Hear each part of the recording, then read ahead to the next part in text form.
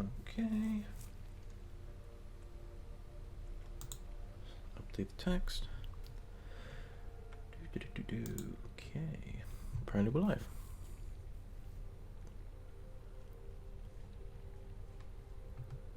This video starts loading. I don't know.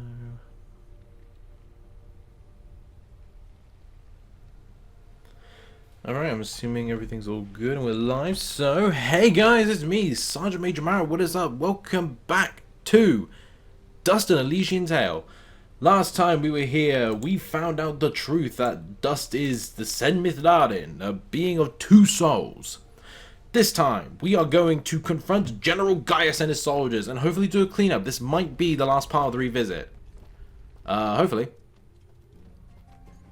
I mean, it's not exactly like the best thing to say, but you know what I mean, like, because I did a small cleanup off screen. I got all I could in Archer's Pass and stuff like that.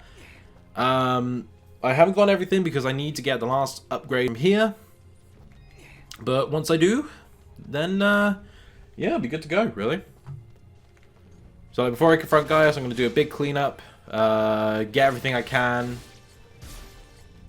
You know, explore the areas. Hey, Peacock, how's it going? And yeah, all that stuff, really.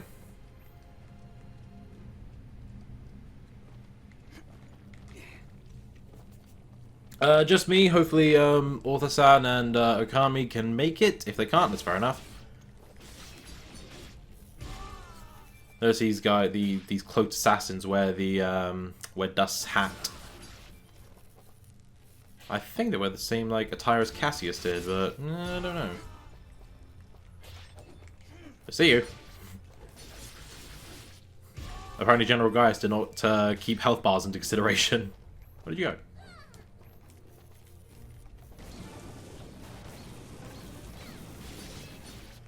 There we go.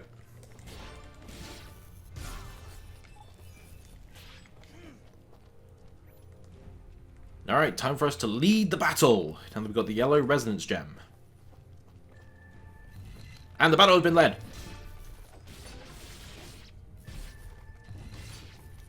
Would you fuck off? The battle has been led.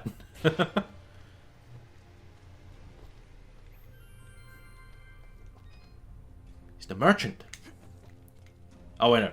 Oh, yeah. We've got to go through this cutscene first. There, the warriors are gathering. Mithrarin. Superb timing. As you can see, our path out of the camp is blocked. Some manner of rock slide. Very unpredictable. Yes, that happens sometimes when you build your village in a volcanic wasteland. Anyway, we will need to clear this obstruction before we can exit the camp. I'll see what I can do. Who told my opinion on the Batwoman trailer? I didn't know there was a Batwoman trailer. I mean, the cool, I guess, that they're doing Batwoman. Okay, seriously, like, is it just one pillar? Could you not walk around? I see footpath behind you. Could you? No, okay. Yeah, I haven't seen it yet, so I don't have an opinion. I mean, cool, they're doing a Batwoman thing. I just wonder if social justice warriors or like diehard Bat fans are gonna make a big deal out of it, because you know they always do. I see. Is that another key up there? Key up there.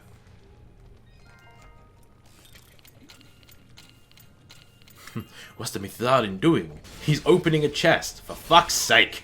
I thought we hit them so he wouldn't be distracted. Sweet, level up.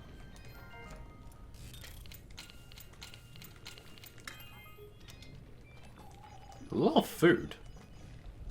Completely fine, despite being in the volcano. Actually, to move my mic a bit, it's actually good. Don't really is it like that bad?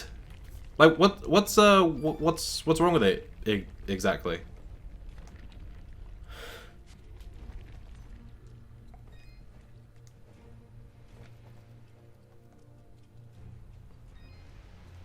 Oh. I did that out of spite. Fuck the- Ow! Okay. I deserve that.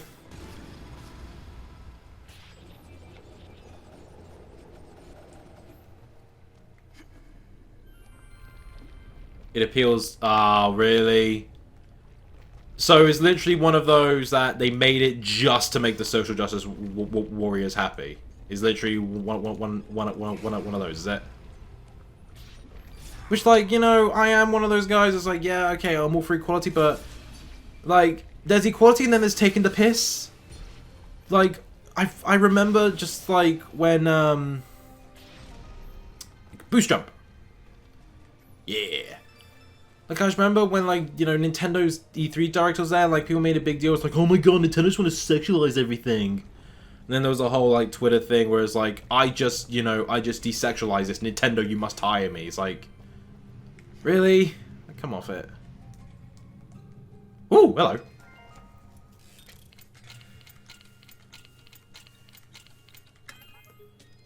Who is this? It's you! Guy, it's this guy, everyone. It's that person.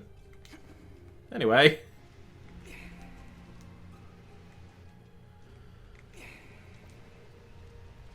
Yeah, I see they're really, you know, trying to tick equality off their, you know, off their gender agenda, it seems. It's like, everyone's gonna bitch. Well, we need to make sure, you know, gotta make some people happy. It's like, oh yeah, of course we do. We need to reboot the Earth, the Star Life all over again. That's what people are saying about a second referendum. Ain't gonna happen, unfortunately.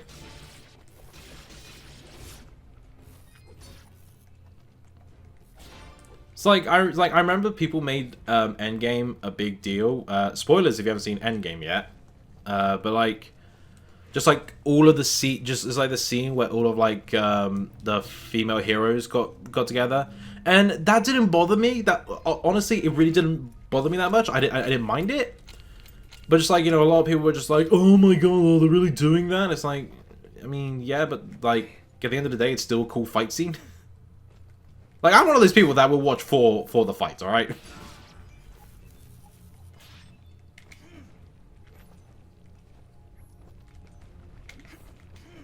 I mean, you can easily sell me on a fight scene. That's why I love Dragon Ball Super Broly and Resurrection of Frieza. The fights are, oh, they're amazing.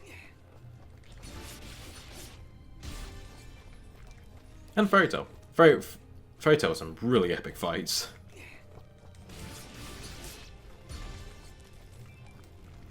Shame the plot's shit.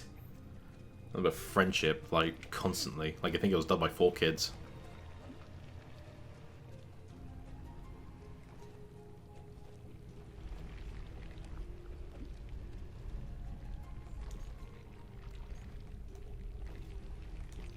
Can I make it?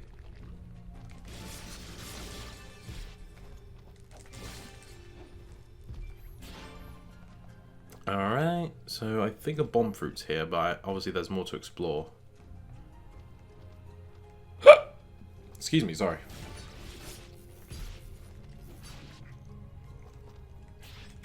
He dead, yo. Oh, gee, oh fuck! Get him, get him, get him! Can I progress? Ah, I need to free the Moonbloods. Fuck.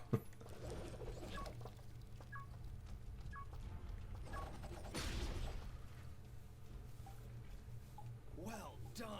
Let us begin our assault. We're right behind you, Sergeantmajormario. Send me that in. Yeah, that's great. You guys do that? I'm just gonna go over here. Nah.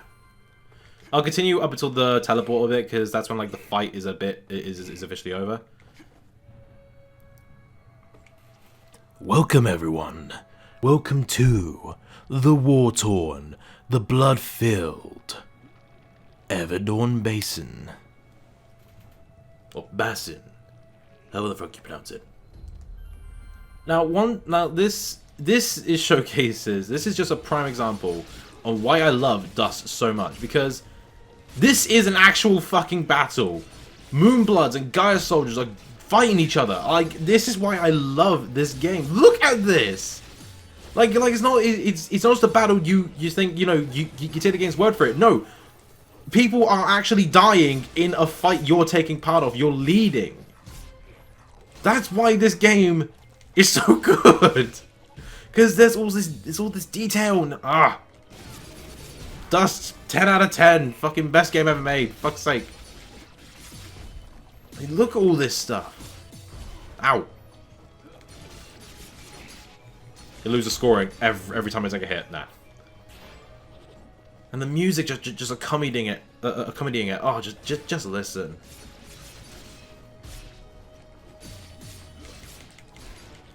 Like, it just screams final battle, and oh, I love it. Can't get enough of it. I want a fucking sequel. Dean said it's planned. He didn't say when he started. He said it was planned though. I want it now.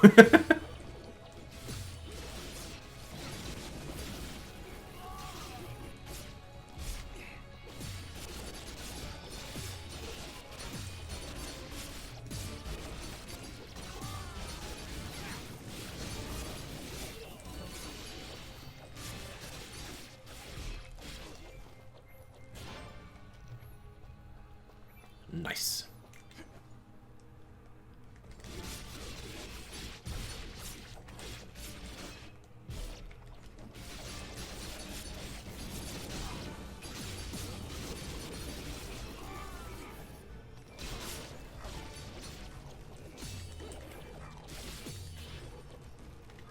Right, Batgirl. I thought Batwoman. I thought there was a new Batman film in the works. Like, I could have sworn there was, wasn't there? Like started a certain actor and like ever made a big deal out of it, or am I completely missing? Or am I completely misinformed? Let's see. What kind of crap? Ooh, 6 regen, 250 defense, 10 luck. Just need 2 more wolf pelts. Nice.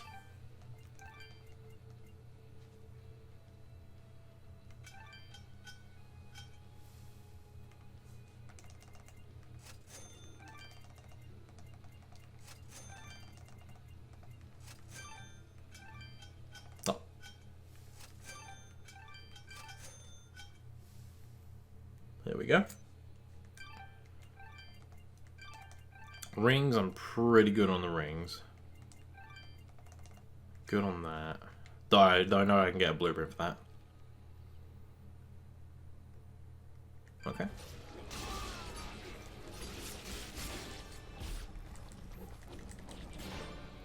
Don't look at me, fucking fight! Watch out for lava, you idiots! Mithladin! Lava! It burns! No shit! Oh. Yeah! I want to time it. I want to time it.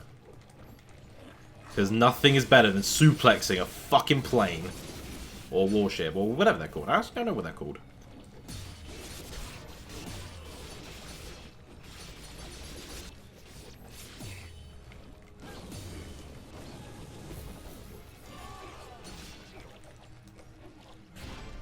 Level up, motherfuckers!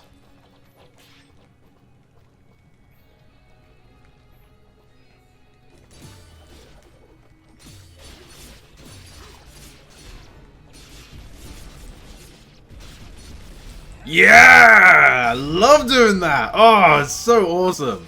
Never gets old. Fucking amazing thing to pull off. I love it. Especially on the warships.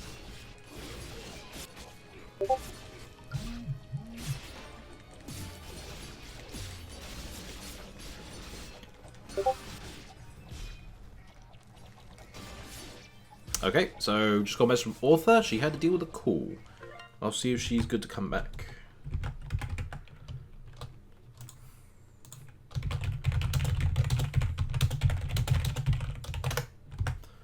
Shall find out.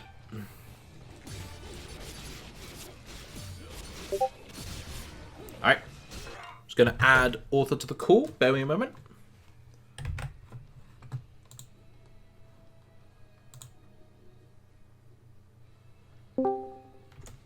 Hello. Being a big sister is very rewarding. How you doing, Arthur? I'm okay. Yeah, I'm sorry I was gone for so long. It's just I rarely talk to him enough as it is because like he's busy with like stuff, and it's just sort of like I rarely talk to him enough already. That's alright. So I'm just like, oh my god, it's so wholesome. I love this kid. No, none of your apologies. Don't like, you know, like, do your priorities before you consider joining my stream, you know? Last thing I want is any of my mates to, like, miss something important because they felt the need to join the stream, you know?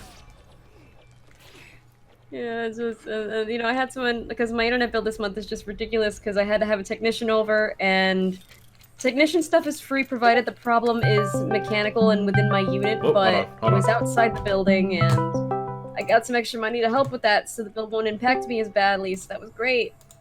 And, you know, I'm just, I just had a bit of a happy hour, in the best sense of the word. Okay, I've just got added to a call for some reason. That was weird.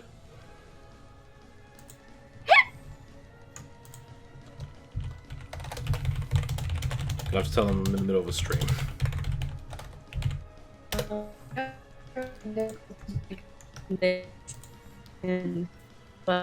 Whoa, bloody connection just... Whoa, bloody connection's dropping there. Please call. Very prepared, as you can see, people.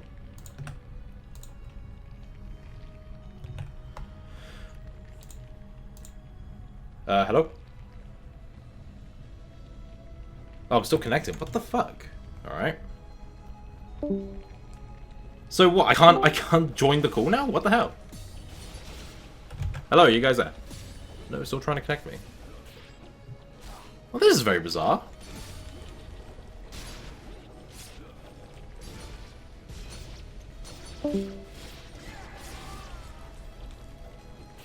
So it's still trying to connect me to the group call. This is... very yeah, I know. Shut up. Oh, yeah, I got... Hello? Hello? Can you hear me? Hello? Hello? Is everything working? I do, like... If you were saying anything before, I didn't hear a word. Well, no, it's just the connection just dropped big time. And I was like, okay, so I guess I'll leave and then re-enter. But then it wouldn't let me, like, come back in. It was trying to connect for so long. Oh, goodness. Told you Discord was being a cunt. Hey, Corey, how's it going? Here.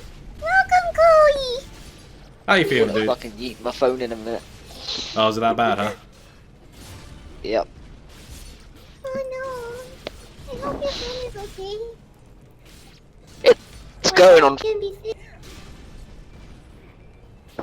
Sorry, Corey, what was that? You kind of cut out a moment there. Yeah. See, I knew it was being a twat. I said it's going on Friday. Oh yeah, you're getting Sending it to the sorted. nether realm. You mean the you mean the Shadow Realm? Nether realm. Siphon asks, "What do you think of social justice warriors?" I don't mind them. Like I am one that's all for equality, but at the end of the day, there is like social justice warriors, and then there's taking the piss. You know. Like I have a very unique view on the term social justice warrior. Like, if it's for, like, an active political cause, like, you're trying to make actual change, like, say, the people who are really against animal abuse, they actually mean it and put effort into that. Those can be, like, the good kind of social justice warriors. Yeah, and that I can agree with. But if it's, like, people just trying to, like, hate on things and disguise it as some form of justice, and they're using the social justice warrior label for that, it's like, come on. Yeah, like doing it for everyone else. Like with the whole sexualizing of characters and apparently making a big deal out of it. Just like, oh shit, Dust, get out of the lava! You're not there yet, Dust. It's just... welcome, Siphon. Yes, welcome. It's just one of those where it's like, yeah, like, you know, I'm all... like, I support it, just, you know, sometimes there is such thing as too much, and, you know... it just come off as a bit intolerable. You know what I mean? Yeah, and then even if it's like your cause is like genuine, like say like maybe you're an eco warrior or you know you're really against animals being harmed or anything, it's all about how you come off and how you carry yourself. Yeah, exactly. Because like you can have the best message in the world, but if your tone comes off as a bit like off or militant, then you're gonna come off as like crazy and militant, for example. Like I know a certain person like that shall not be named or discussed at length about, but What, Voldemort? yeah. What? You said he who shall not be named. Voldemort? Sure, let's call him Voldemort. Poor Voldemort. Only mad because he doesn't have a nose.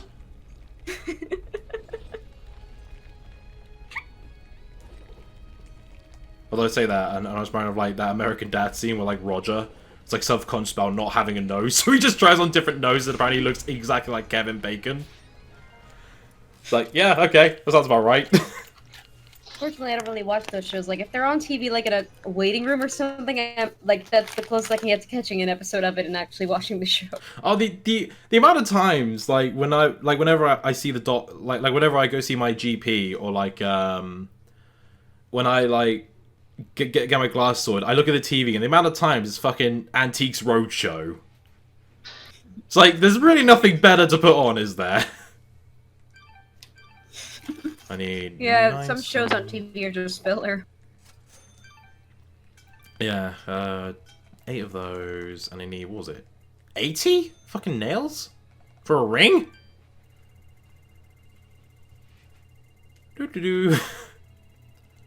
Anyways, so how are you two doing? I am doing okay. I had a fairly productive day. I did a lot of cleaning. I talked to my brother, and yeah, so things are going pretty okay if I do say so myself. And I'm just kind of messing with Stardew Valley mods in the background because Stardew Valley doesn't have like the Steam Workshop integrated in. So to update my mods, I have to go from web page to web page, finding the mod, and then downloading it again. Oh, so the it's way just a big pain in my butt. the way like Sonic Generations handle mods is really awkward. Cause you could download the mod, but you need to make sure it's in either a zip file or a WinRAR file. Then you need to download something called Sonic GMI, which apparently allows you to trigger the mods, but even then it's like proper precise on where it needs to be in the program folders. And it's like, ugh, like I just want to play a mod, you know? Is it really that hard? It's like just with Stardew Valley too.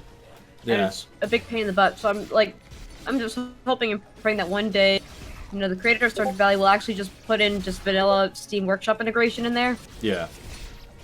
That way, you know, I could have some options and not have to like waste hours of my life in Chrome. Just being like, okay, where do I find this mod? Oh wait, this mod hasn't been updated in years. Okay, where's this other place I can download the current version? I'm actually very So ridiculous. because people always find different ways to mod things. Like A Hat in Time has a lot of mods, but like I'm very curious if like someone will be able to mod the Ace Attorney trilogy on PC and what they will do with that. Huh. I'm not much of an Ace Attorney person, so I don't really know aside from like insert character here as Ace Attorney mods. Yeah. It's like Hatsune Miku as Ace Attorney. Well, I mean, I'm sure they'll be more creative than that. I mean, like someone literally made a whole Ace Attorney case in A Hat in Time, and it's actually really good. Actually, who would the Vocaloid equivalent of... Like, if you're making like a Vocaloid version of Ace Attorney, who would all the characters be? Wait, sorry, say again? Like, if you're making like a Vocaloid parody or like satire of Ace Attorney, then who would all the characters be? I think Len would definitely be Apollo Justice. Like, without question, he would definitely be Apollo Justice. Oh, Corey, you're cutting out, at least on my end. Did you say Rin's Athena there, Corey? I fucking give up with this streaming malarkey. It's too much effort on my phone. Don't have YouTube open then. I've got YouTube open on my laptop, you know, Then why are you watching you in the high def. Then why But you even then, it's being a prick. Then why are you doing Discord on your laptop then? Because it's possibly worse. Really? Discord has just been a cunt all around for me. Oh, I've had Discord just being a butt today too, because Jack and I had a conversation over Discord a little while ago. I just like, Discord, what the fuck? We shouldn't have to change regions 5 times to actually get things working. I don't even get what the whole region thing is with it anyway. It's I don't know simple. either. This is America. You're in the UK. I'm in America. Yeah. It's very hot over here. Hello. Oh, for God's sake. Listen, Siphon, I don't kink shame. Just, you know, putting that out there. I don't have an armpit fetish. Don't know why anyone does, but I don't get the whole armpit fetish thing. Like, I understand the feet fetish more than I understand an armpit fetish. I didn't even understand foot fetishes. I can kind of Oh, understand look it. at them quality trim nails. Yeah. Oh. I don't like a foot fungus. That is just on point. What kind of kinky shit have you been up to, Corey? Oh, for fuck's sake. I do not get off on the fucking Oh my I god. was taking the piss. I do not have a foot fetish. Stop it! You're making me look weird!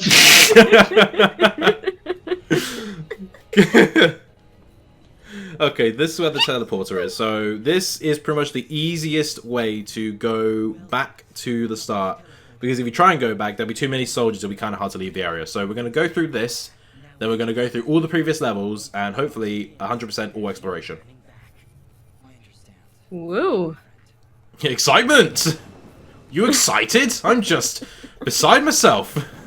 I'm just over here wanting to hug Dust's tail. Yeah, you really like Looks his... like he has a very comfortable tail.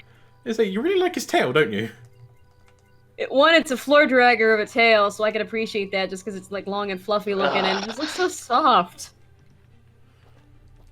Considering he's a floor dragger, how much dirt do you think he picks up on the tip of the So tail? I guess you could say Dust's tail gets really dusty. What's that? Well, I say dirty, more dusty. That pun failed. Joke's dead. It's fucking dead. It's fucking dead. It's like the Photoshop book I saw, like Sesame Street. Your opinions are shit. They're fucking shit.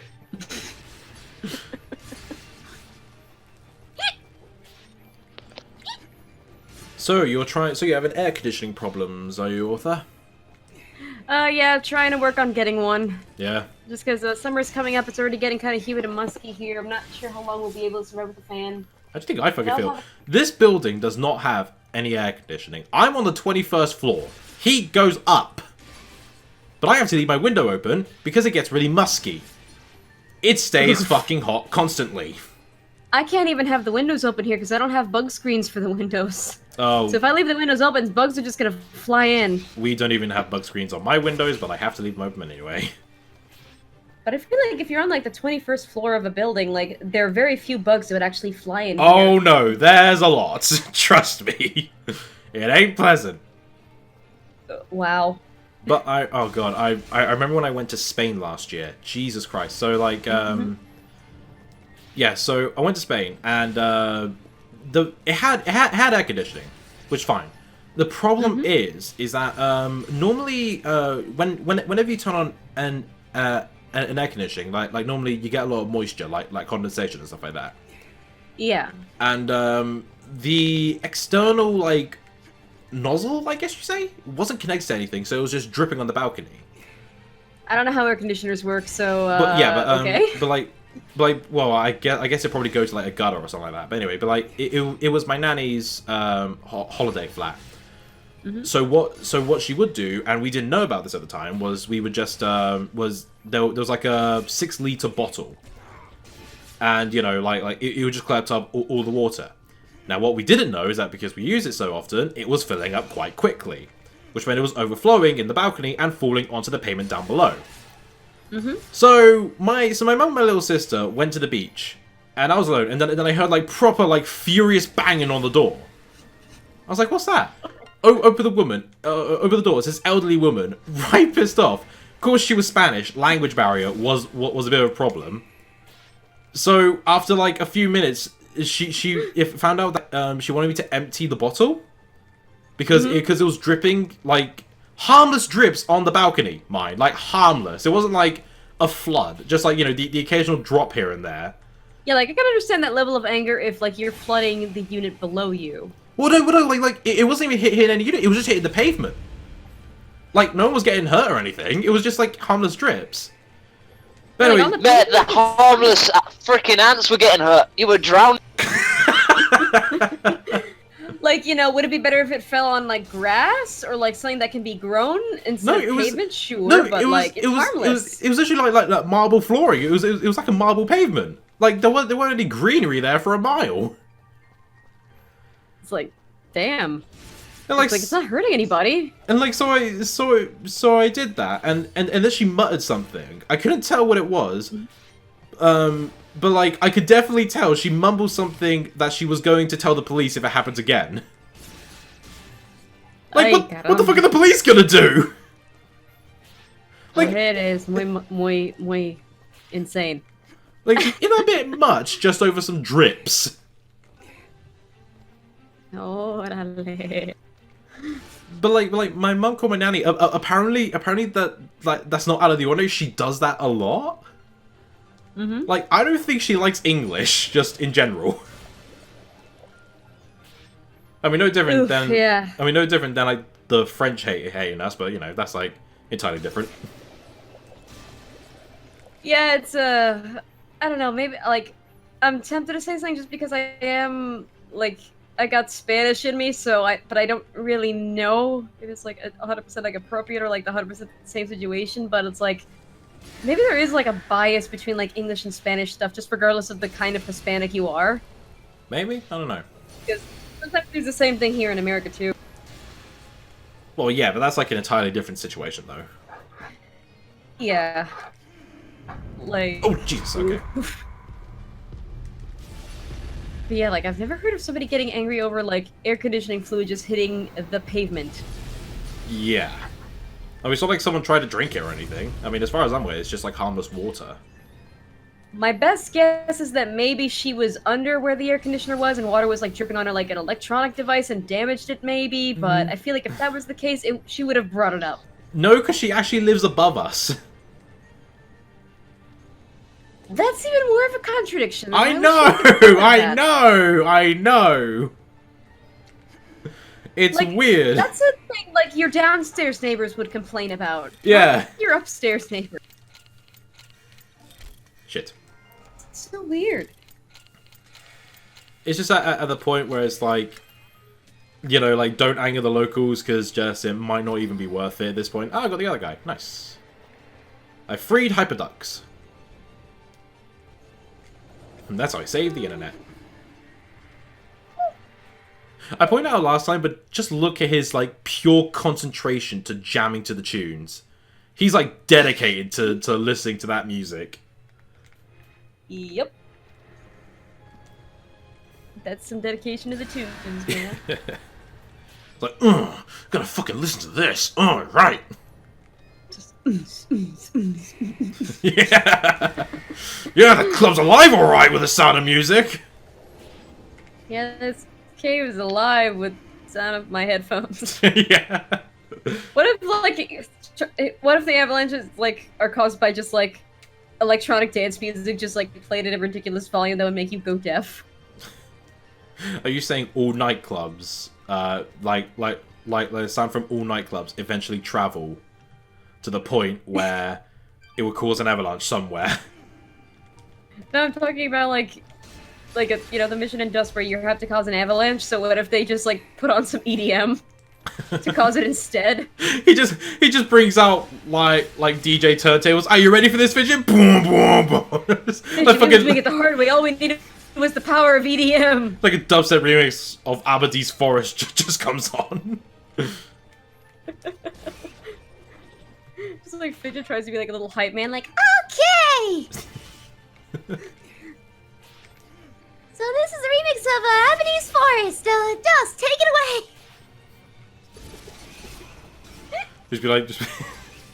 Just be like Scott Pilgrim vs. the World. It's like, this is our song. I'm so sad. So very, very sad.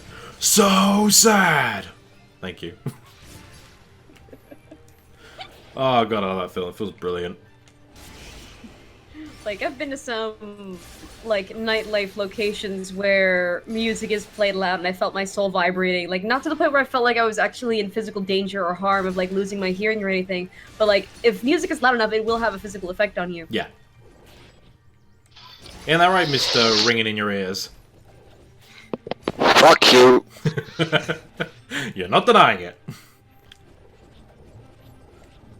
Actually, I don't know what started causing my. Actually, I do know what started causing the ring in my ears. What? I got so pissed off that I broke my own ear hearing. How? Yeah, I was about to say, as you do. Oh, I was at work. I just finished a whole load of dishes. Everything was cleaned up. Suddenly, they brought in a load more. Oh, I hate when that happens. Yeah. So I thought someone had actually whispered into my ear when the ringing started, but no, turns out my blood pressure had rose somewhat. So Fair that was enough. fun. I hope you're okay. Oh yeah, it's pretty much gone now. Well, That's good. Jinx. What? I can't get you a Pepsi for that. Cause here we have the whole like say like Jinx, you owe me a soda, but Alright. like you're all the way over there. I can't ship you Pepsi. My I well, got a six pack. oh, and drinks too. Normally over here, children have the don't talk. Otherwise, if you talk, you get punched rule. But my family do is where we lock little fingers and we both make a wish. Mm-hmm. Don't know where that started. I think my mum just didn't want us to punch each other, but you know, it's I don't know. Mums are weird sometimes.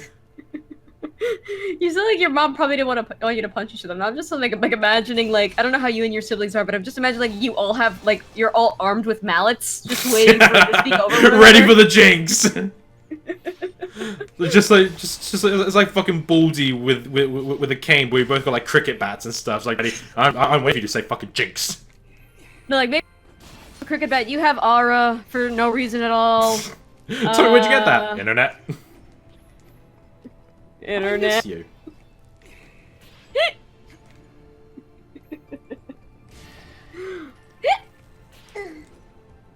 So there's that treasure chest.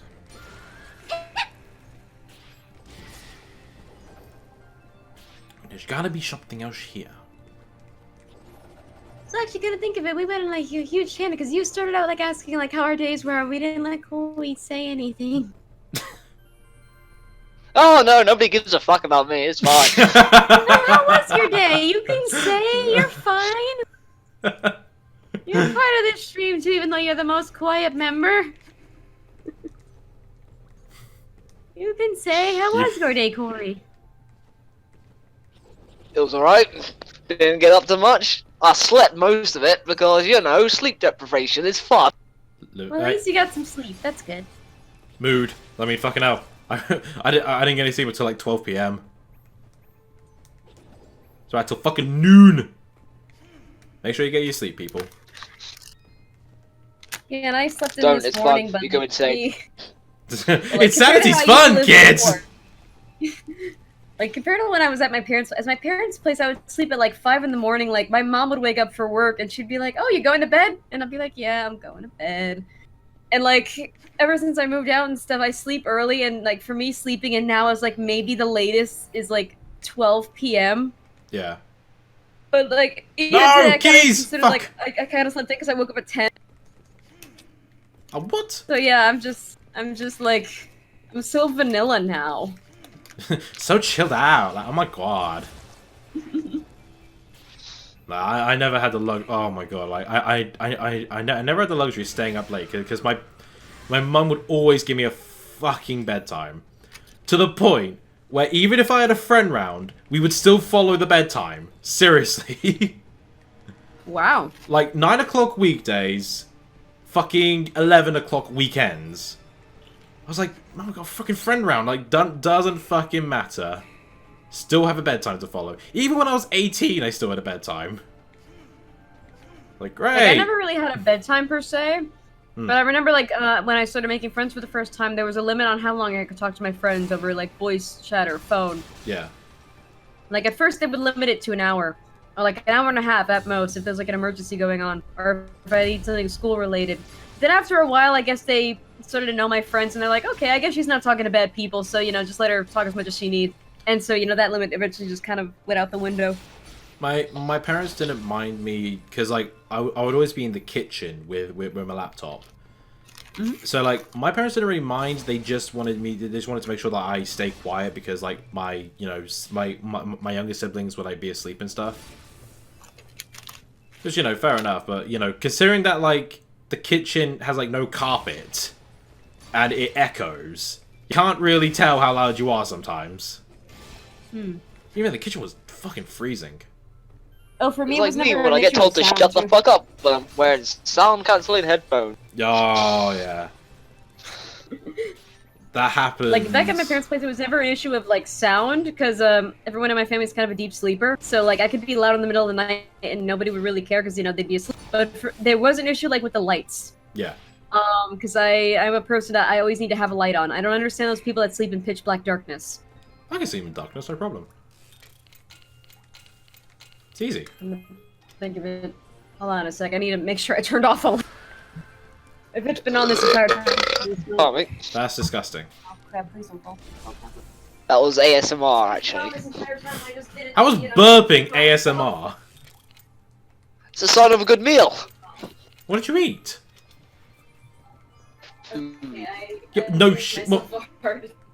Right, smart ass. What Keep the food? lamp on in the living room. That way, like, even Nice if I'm food. in my room, having a lamp on in the living room is convenient for like those times where you get up in the middle of the night. Yeah. And I turn it off when I wake up every morning. So so the subject of like lights and like sleeping, I was like, oh shit, did I turn it off? It's wasted energy, man. But thankfully I did. So I'm okay now. Yeah, the whole noise cancelling thing that Corey mentioned is just like fucking flashbacks. Because I remember when I was in Henry streams, of course, like he was in America, so time difference was a bit of a problem. Now, thankfully, I had a broken sleep clock, so I didn't mind doing the streams. Noise cancelling headphones equals pissed off flatmates. You can, I believe he still has the streams up, but you can see, you can hear when I hear banging on my door. And they called security on me for being so fucking loud when I don't even realise. Instead of like sending me a message like, oh, could you maybe quiet down, I've got work tomorrow? No, it's just fucking like security straight away. Damn. Yeah. I've actually never used noise canceling headphones before. They're right, actually. I would like a pair, but They're like, pricey. They're really pricey. yeah. And also I don't really have a need for them now just because like I need to be more aware of my surroundings since I'm on my own.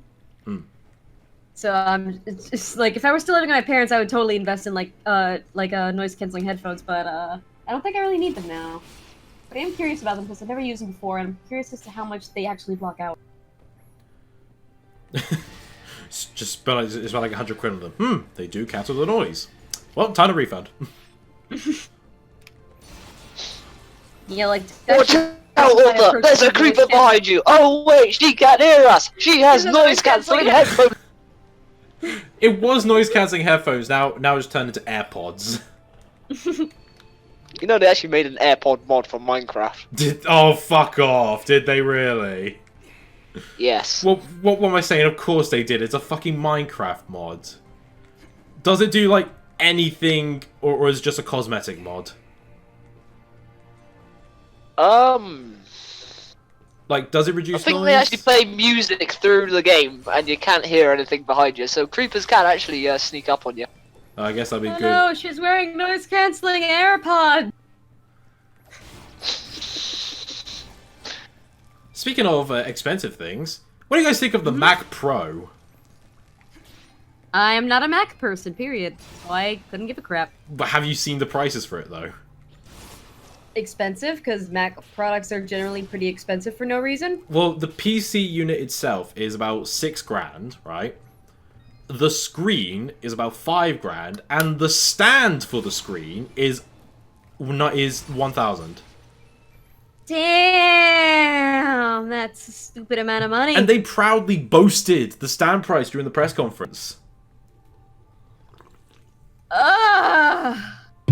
No. It's like, you can buy the stand for $999. It's like... That's not a bragging... That's Yes. not something you brag about. That's no. not something to be proud about. Apple, we're really expensive. Is that thing made of solid gold? Is It's it made made- out no. of diamond or emerald? No, it's made of aluminium. Can it do my fucking taxes? Can I do my laundry and feed my cat. Yeah, that shit better cure cancer if I Clean was the spending... litter box. No, it's just made of. It's look it up. It's literally just a stick of aluminium with like a magnet on it. That's just. Oh stupid. yes. Perfect. What's up? A stick of aluminium. And Peacock, and of course some crazy person will buy it. That's the problem. People are still gonna buy it though. That's the problem. I like- bought 7. Yeah, people with more money than sense. I'll take your entire stock.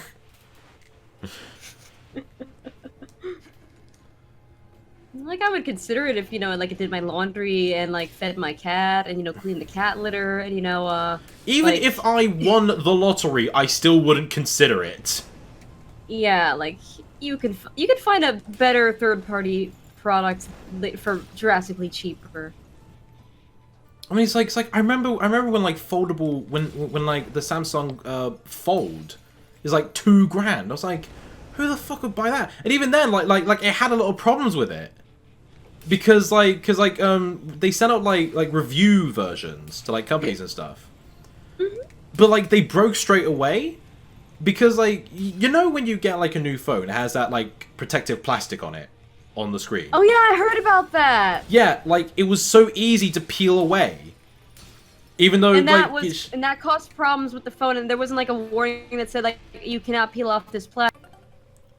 Like Yeah. that's a situation where you might have needed to keep the plastic on. yeah, but it's like people just see that as like the default protective plastic on the phone and would peel it off. Why does it need that plastic anyway? Could you not put that in the glass? You know? Yeah, it's technology, man. It was like, you know, Nintendo made the DS, but they didn't fuck that up. Well, I guess it's also like a different kind of touchscreen. Yeah, I think the Nintendo one uses, I think it's what's called a resistive touchscreen. And like phones have more, I don't know what the term is, but it's like, you know, you can't use a stylus, you have to use your finger because it recognizes the difference between a finger Or if you use a and, like, stylus, it is. Or if you use a stylus on phone, it has to be very similar to like the feel of a finger. Yeah, like you can't like use a DS stylus or anything like that. Yeah. Hey Trent, how's it going? Well, good to see good to see you coming in the stream, mate.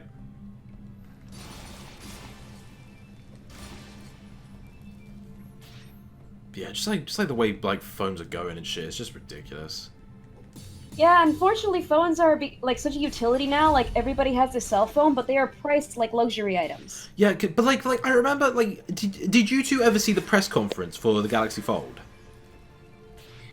I don't keep up with any of that stuff. I kind of only hear about it through hearsay and like news shows to catch me up on it. Did you watch it, Corey? Nope. Okay, so like during the press conference, I watched it because I was curious. They treated everyone like fucking idiots. Because like, okay, so like the Galaxy Fold, when closed, has like a screen on it. When you open it up, it has like it's like a tablet display. So this guy showing off the demo model, he's like, as you can see, I'm on Maps on the phone, but here's where it gets really cool. I open it up, and Maps is in the middle, and everyone's like, oh my god, it's like revolutionary. It's like They're that's kind talking of. to their audience like it's a bunch of 60-year-olds that are like having a smartphone for the first time. I know, it's like that's kind of what I thought it would do if I opened it up. Like, what do you think? But even then, like during the conference, they were praising nothing but the tablet mode. It's like, okay, great. Why should I buy it? Why should I buy the phone then? Why can't I just buy a tablet? Like, what's that phone gonna do? You know? And there are apps that you can download on a tablet that function like a phone. Exactly. Like this Galaxy Fold is not gonna. Oh, there's a sixth sheep. Like this Galaxy Fold is not gonna improve my fucking Skype calls, is it? Yeah, that's wow. That's the way to handle a press conference. Yeah, I know, but like I remember I saw a review and it was really funny because like, you know, a guy got a review copy. It's like, as I open up the Galaxy Fold, it's about as thick as a phone, but when I close it, it's about the thickness of 2 phones. I just like someone just had like Avengers music with like people just like having their mind blown and shit. Your friendly peacock says, off topic, but this reminded me of when this dude said his dog was better than mine because his cost over $1,000 and mine was just over 100. I'm sorry, why is that a thing to boast about? That's so weird. Like, maybe okay, I can understand pricing a dog something ridiculous if you're like a breeder or you want a specific kind of dog. Yeah. But that only really makes sense in like the breeder communities or something like that. Even like animal shelters, like legit animal shelters and adoption centers won't charge that much. Like unless it's like you're dealing with a pet store, like that's for profit and they're just selling animals that may or may not be in the best condition, but that's a different topic for another day. Yeah. Then I can understand that, but even then, the really only high-priced animals are for like very specific or rare breeds, or they were bred with intention.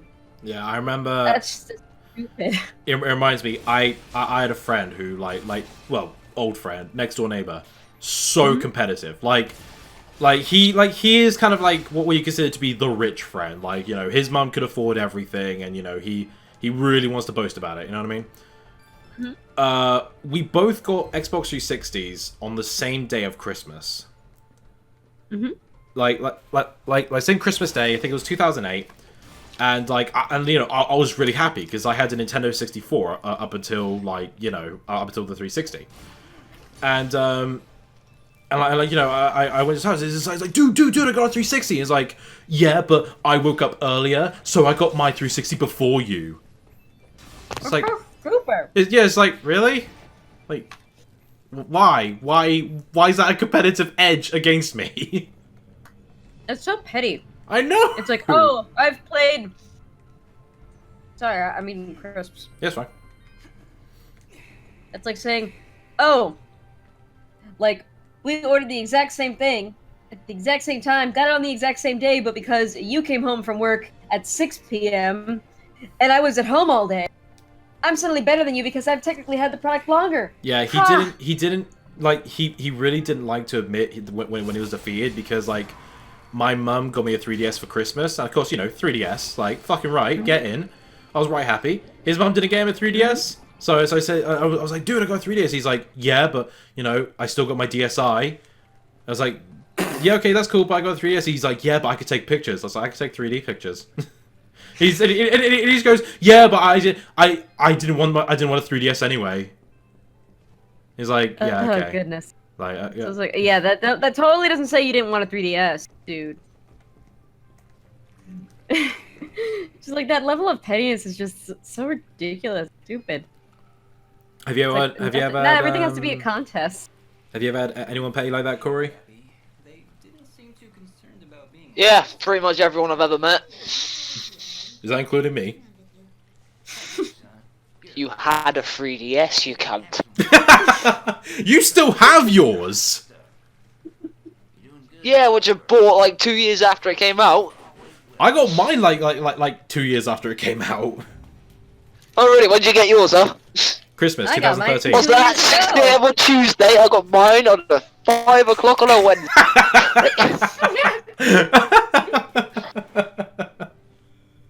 Matt, do you remember Jordan from Humphrey Davy? Humphrey Davy, what? Oh, it's school he and I went to called Humphrey Davy. It's named after Sir Humphrey Davy.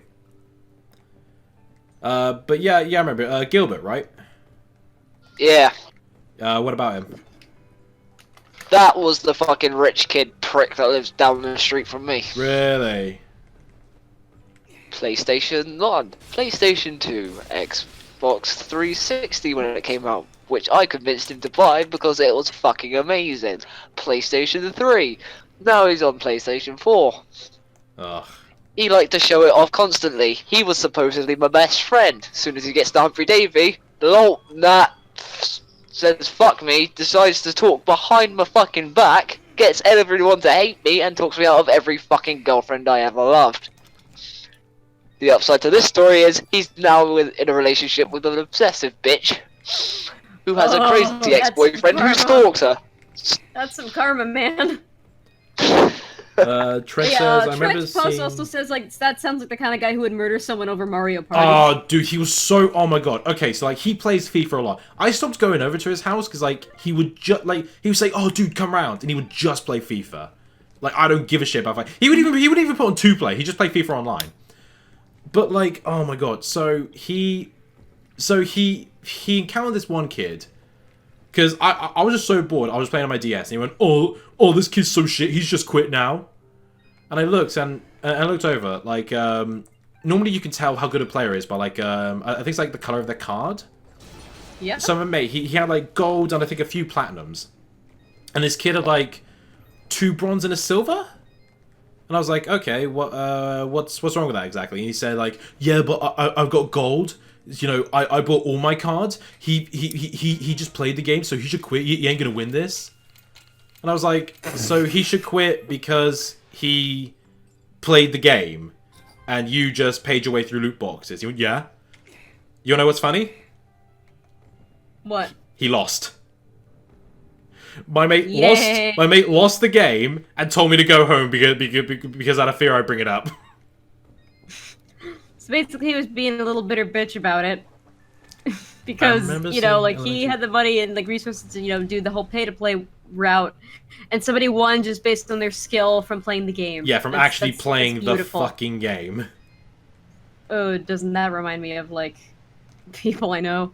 Or, like, stories that I've heard in, like, the fighting game community. FIFA is literally the same game every year. How could people buy that or any sports games every year? See, okay, you know what? Like, that whole argument of same game every year pissed me off. Not because of FIFA, because you're right, but because they say, oh, Nintendo's the same game every year. Why should I bother playing a Mario game? It's like, you're playing football.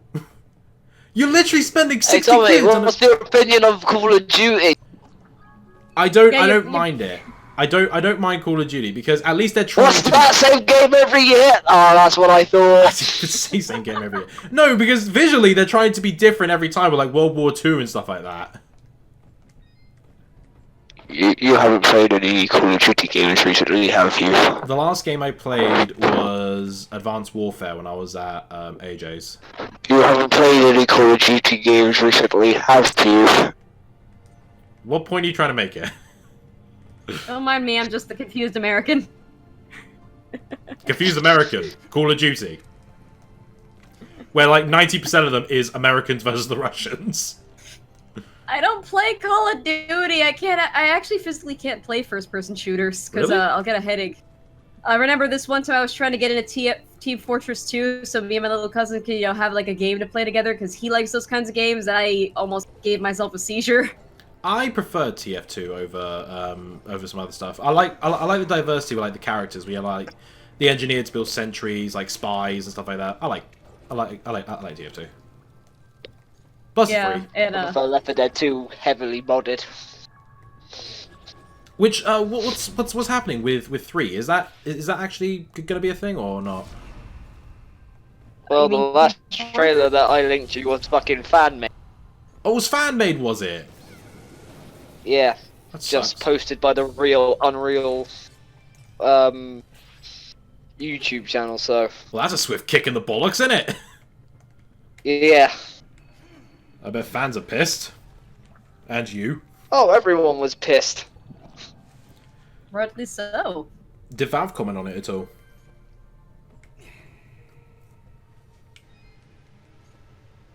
Interpreting silence as yes. I didn't even realize you were talking to me. I said did Valve comment on it at all? No. Okay. I guess they don't give a shit. Valve Yeah, doesn't it's really like seem that to work other in game that threes they very promised a well. third one of. Yeah, we all know the running joke, author. Valve can't count to 3. Her. Damn it, I still don't have enough keys. What the fuck?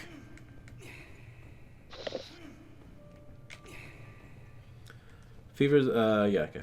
I remember seeing elementary kids with iPhone 6 when I was stuck with a keyboard phone. Oh god, I remember that.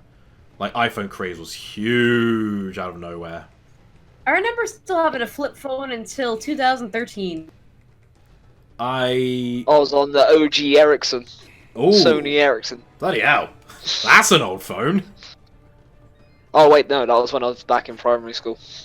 I remember all my friends had a smartphone. I still had a flip phone, and oh my god, texting on a flip phone is just wow. Yeah, it's really awkward. You were still part of the Japanese. it was like, oh my god, I would be waiting to meet my friends somewhere, and I would say on my way, but because texting on a like old flip phone, all like 3 different characters, 3 to 4 different characters on like 1 key, so you have to press that thing multiple times. Yeah. Hopefully, get the right letter you need. Yeah. And so many typos and things. God, I remember. Fucking hell. My first phone was an orange flip phone. And I mean, like the phone company orange, not like it was colored orange. Mine was a purple Motorola Razr. I can't remember the name of it. I just know that it was one of the phones where like the company would actually make it, like the contract company. It was a PEGI, which is all right. It had Snake and it had a demo of Sonic the Hedgehog, which you don't use the arrow keys on the phone to play it.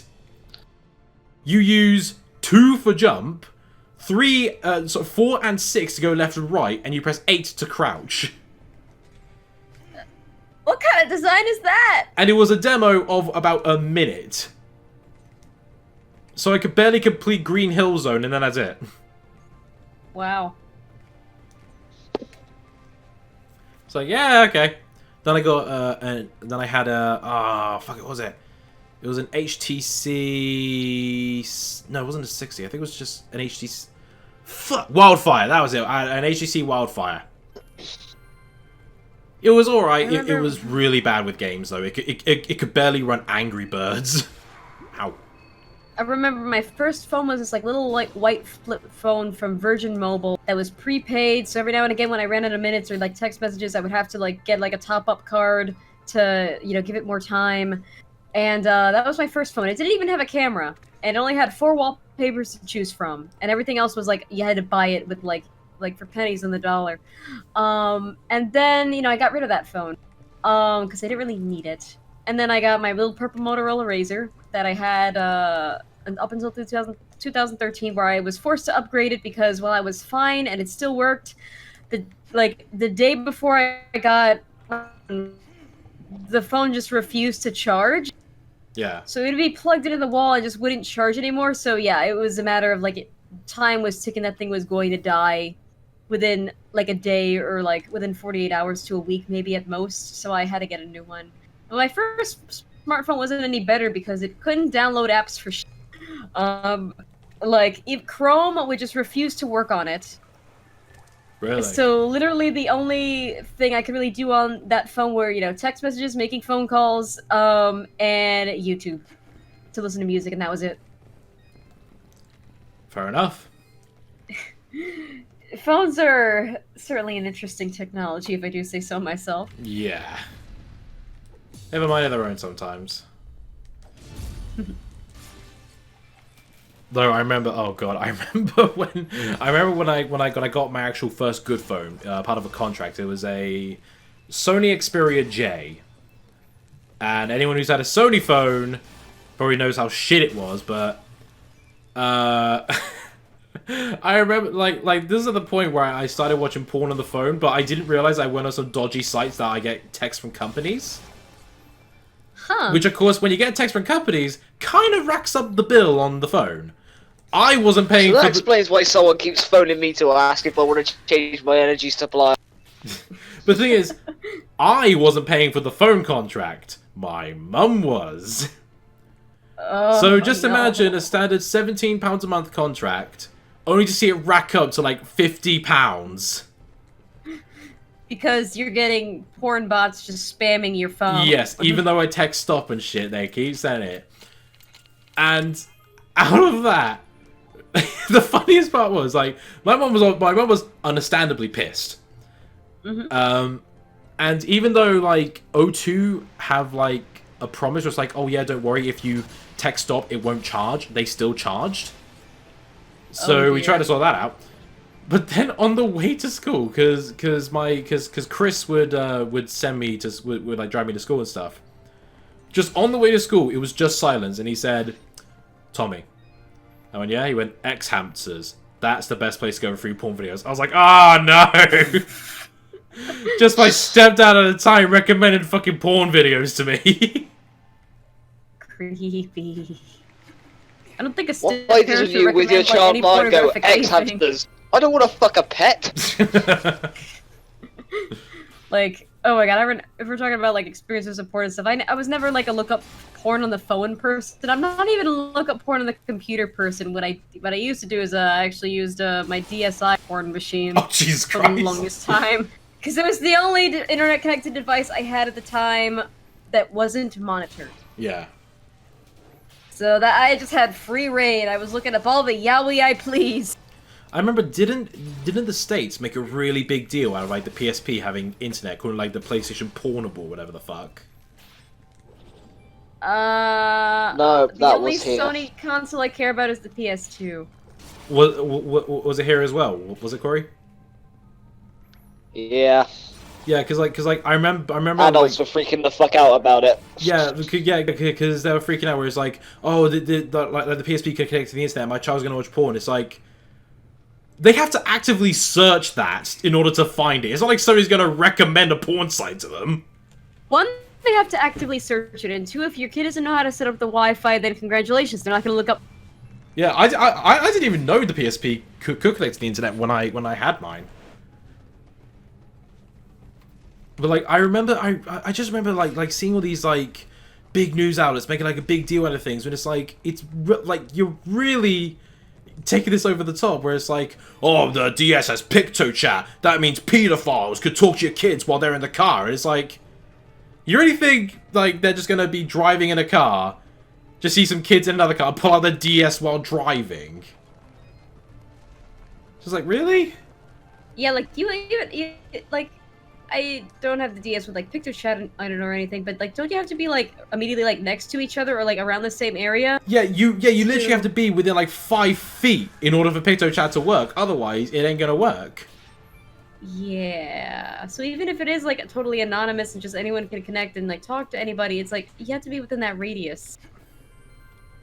So it's not like a pedo from California is gonna just magically be able to talk to a child from Maine. Yeah. And especially this was the time of the DS Lite, which didn't even have any internet at all in it. Yeah. Like, it was all just done with like it wasn't Bluetooth, but it was like the wireless thing Nintendo had. It wasn't infrared, but something close to it, you know. I mean, as we all know, infrared sucks dick because it's shit.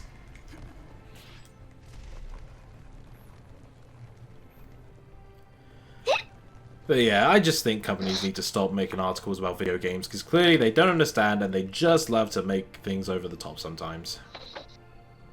Talking about the phones again, Trent Post says, I'm still on my first phone, I swear to God, I'm not letting it die. What phone have you got that keeps go? Oh, it's probably a 3310. He's got a brick. He's got a Nokia! That shit ain't dying anytime soon. In fact, I'll be surprised. Nokia, everyone just clear the room. In fact, it's still got full battery. He hasn't charged it once. Not in a decade. Oh my god. It's like that. Oh my god. The retro phones. I know I still have my mom's Nokia around this house somewhere because I found it in a moving box and I don't know where I don't know where it's at. I don't know where I put it, but I know I still have it. And if I could collect a couple more of those Nokias, I would love to make myself some armor. Fear me! Though I'm just reminded of that Scottish Twitter where it's like, remember when you dropped your phone, the battery will fall out the back. Nowadays, when you drop your phone, your heart falls out your asshole. You know, from the one Stonehouse video we watched of the Scottish thing. Stonehouse, yeah. Oh, Trent says, I remember that news segment because parents don't know how to set boundaries. That's a thing. It's like parents keep acting like it's out of their control when it's really not. It's like, just keep an eye on your fucking child. Literally the same thing happened with my aunt when she got her kids, my little cousins, their first phones because I tried to take my time and explain to them how to download apps from the App Store and be wary of certain apps, but she was just rushing me through the whole thing, and she was like, no, like, it's okay, they'll be fine, like, they don't need anything. And meanwhile, like, weeks later, the kids have downloaded so many apps on their phones are running out of storage space. Yeah. And then what got their phones taken away from them was, I guess, one of them downloaded this messenger app that wasn't very secure, so like anybody could just talk to you. And I love the fact that like the one concern all the adults, quote unquote adults, had in that situation. I was like, oh, they could be talking to predators or perverts, and I'm like, you know what? My concern was when they were like downloading apps and like their phones were automatically texting everyone to get this stupid app that I guess they downloaded. My concern was like, okay, how do we know that this app isn't encoded with a virus or anything? You know, hello. Yeah. It's like, oh god, I And remember. it's, Oh, like- one of my biggest Like, headaches. not everybody's a pervert. Calm down. One of my biggest headaches was when my brother would run out of storage space on his Xbox 360. And of course, you know, I have to, like, he doesn't know how to access the menu. So I have to go through, figure out what it is. He makes like 500 Minecraft worlds and never finishes them.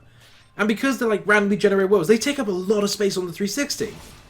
I was like, dude, stop making so many fucking worlds. I was like, what's this one Yeah, for? that'll eat up storage space. I was like, what's this one for? He said, oh no, don't do that. It's well for Tina and I. I said, what about that one? He said, oh, well, also you using that one. It's like, you can't be using multiple worlds. Just stop. It's like, I delete them. And then he complains again that he's out of space because he can't save his game. I'm like, stop making worlds! Wow. That's... Damn. Like, it was at the point where I just gave up and I just bought him like a 500 gigabyte hard drive. It's like, okay, you clearly won't stop making worlds. You have some sort of addiction to just making new worlds all the time. Here. We I can't seem- deal with your shit no more. Oh, the worst thing with siblings. Oh my god, the worst thing with siblings, right? And I think you'll agree to this, Corey. No disc care. Like, the amount of times I go in that room and I just see, like, all of his discs just laid out on, like, the splintered bookshelf and stuff. Oh! Just want to wring his neck in and tell him to put him in the fucking case. For me, I never had the problem That with, wasn't like, the problem with this. me. Oh, yeah? Yeah, what was your problem, Corey? My brother just played shit games. Oh. I'd be there playing The Sims, Kingdom Hearts, all that good shit. What would he play? Extreme Fishing Simulator. My problem Fascinating. My problem was never disc care or like crappy games. The problem was when I was back at my parents' place, all the consoles we had at my house were in my room. And my room was basically a glorified hallway. So whenever they wanted to play something, you know, they would have to go through me and you know, actually use my TV to play the thing. And I'm like, no, dude, I'm busy. I can't set up the thing right now. Come on, I want to play it. No, because I'm busy right now. I can't set up the TV. And then my grandma, you know, my sweet grandma, I love her, but she didn't really understand boundaries. Like, you know, my room, I shouldn't have to let this kid play when I'm clearly busy and I can't attend to him. I'm not one of those parents or parental figures that'll just leave their kid alone with the technology. Yeah. I want to be there with them. But she wouldn't understand that, so I was like forced, you know, to take something out of my schedule and then, you know, just be present in the room. I could be, like, and this would happen all the time. I could be doing homework. I could be doing brain surgery. I could be doing any number of things, but no, because this kid suddenly wants to play games, I have to sacrifice my part of my life to, you know, set this whole thing up. And the TV that I still have now, but it's not plugged in and I haven't used it, is a CRT, so it's very old. Ooh. It's very quirky. And also the connectors in the TV where you would plug a console into are broken. Because originally I thought that was a problem with the consoles I had, but it turns out it's just a problem with the TV because it's so old and the jacks are kind of fucked up. Yeah.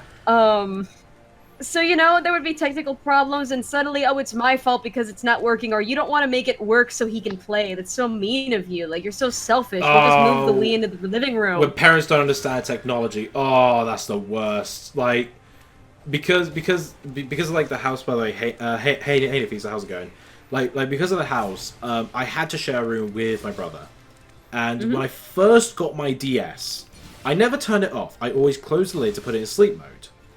You know, so I can easily just open it up and resume where I was playing. Because that's a gimmick of the DS.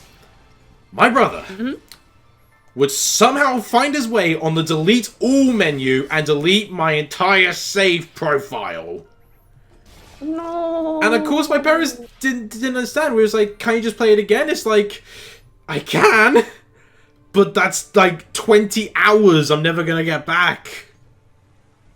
Yeah, it's just parents. No. Like the painful one was Mario and Luigi Bowser's I Story. I love that game, but oh my god, it takes forever to get to the last boss. I was like, oh, you don't understand. Ma, like you don't understand. Like I put so many hours into this game, Hey, Kengo, and this little bugger over here delete. Oh, like I've had that. It's just so annoying. Just shudder to think. Like thankfully I've never had problems with like saves or anything, but it's like sometimes like there's a reason why I won't let anyone touch my computer. Like I am a very this is my computer. If you want a computer, get your own. Ask your mom to get one for you. I'm not letting you touch mine. I have sensitive things on here. Well, I remember my parents like so they're very curious about what I do on my laptop because they got me a laptop, right? And like, oh god, I hate parental curiosity when it comes to the technology. No. Here's the thing, right? They tried to access it when I was at school, but of course, like, you know, it was password protected. So like, Yeah. I'll just be in the kitchen on my laptop in the evening, and my mum would come in and be like, "Tom, why do you have a password on your laptop?" I was like, "How do you know I've got a password?" I'm like, "Why do you have a password on your phone then?" You know, why should it concern you? Oh god. But it's like the exact same thing. But like, what pissed her off is that it wasn't one of those, like, you know, word password or a pin. It was a picture password. Now, Microsoft introduced this. Yeah, Microsoft introduced this with Windows 8, where you have a picture and you tap and you have a certain combination. You either slide to the left a bit, or you tap 3 times and you're in. That's what pissed her off, because she had no idea what to do with the picture password to access the laptop. I remember, like, my mom was always very curious about what I was doing over the internet. Jesus Christ, his and... nose huge. How big is that nose? My god. Yeah, like, my mom would always be curious as to what I was doing on the internet, but then, like, I could be doing something completely innocent, but she would automatically assume, oh, are you talking to a boy? You looking at a boy? It's like, no, I'm looking at this dance tutorial and both of the dancers are women. Why are you automatically assuming I'm looking at men? Yeah. Or like, I could be doing up homework stuff and they're like, oh, you talking to boys? No, I'm writing a report on the Industrial Revolution. Why does everything have to be boys with you?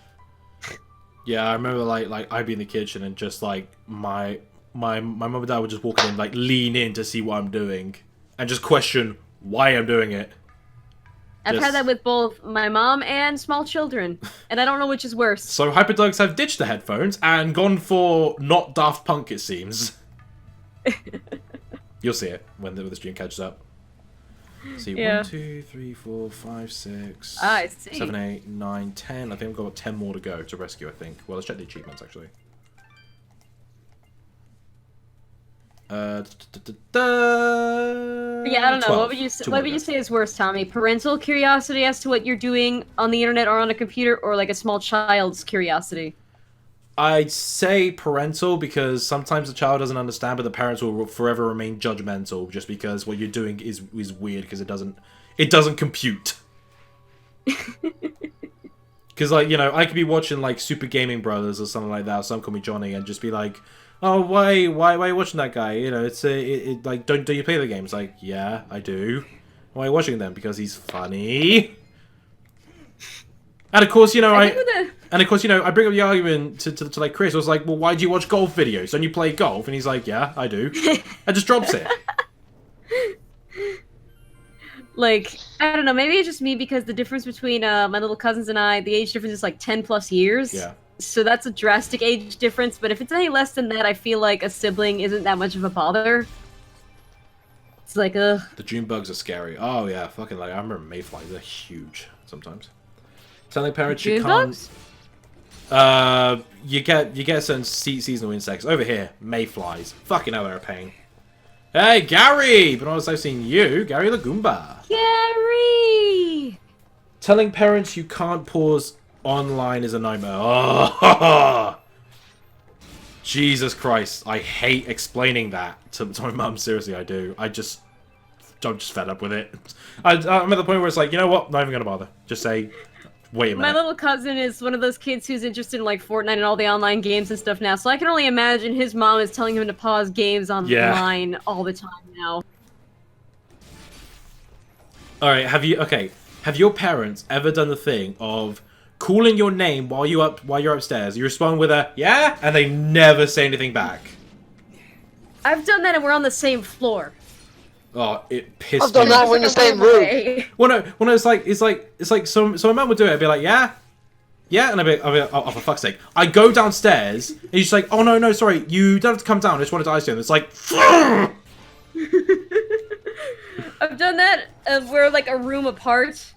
And it's just like, again, my room at my parents' place was basically a hallway, so my mom would be yelling something from the kitchen, and I'd be like, yeah, what is it? And she'd yell something back, but I can't hear her. Or she can't hear me, so it's just like, you're not that far away. Come to me, please. or open the fucking door.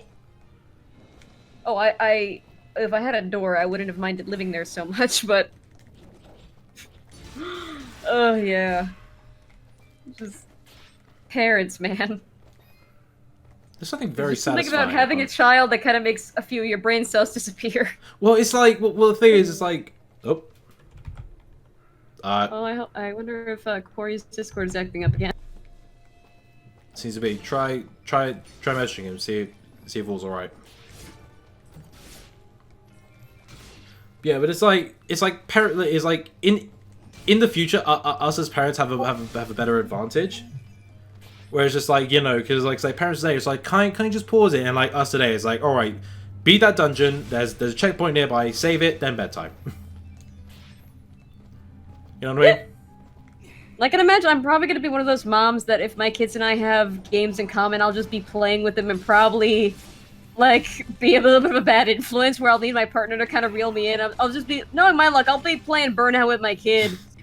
And just my hypothetical spouse is just like, honey, come on! It's been hours! It's 6 a.m. He can't go to school today! I like to imagine me as like a parent where it's like you know I see my like child struggling. It's like, oh, what's wrong there, son? He's like, don't worry, Dad. You don't know what's going on. It's like, honey, fetch me the controller. Fetch me Lucina. I feel like I'm already kind of my little cousins when we play the rare times where I trust them enough to play a game on my computer. We'll play something on Steam, or I'll be with them while we're playing. Like I've managed to play Brothers: A Tale of Two Sons with my little cousin, and we were sharing the controller because that's a cute way to play brothers. And he's basically a little brother to me, so I played that whole game with him, and it was just a beautiful experience. And we just bonded so much. And then we were also playing on the Oregon Trail, which is a Oregon Trail but with zombies. And I didn't give him any hints on how it worked. He named his whole party. There was Scorpion, Deadpool, Batman. He was playing as Batman. Batman was driving the car. And Scorpion, Sub-Zero, Deadpool, and Taylor Swift were in the car with Batman. Why Taylor Swift?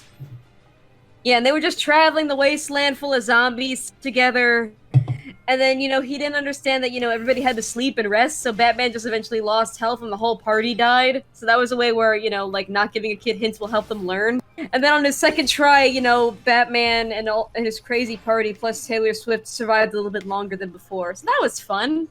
God, I remember I remember just like when I had my Wii U, they brought Nintendo 64 games to it.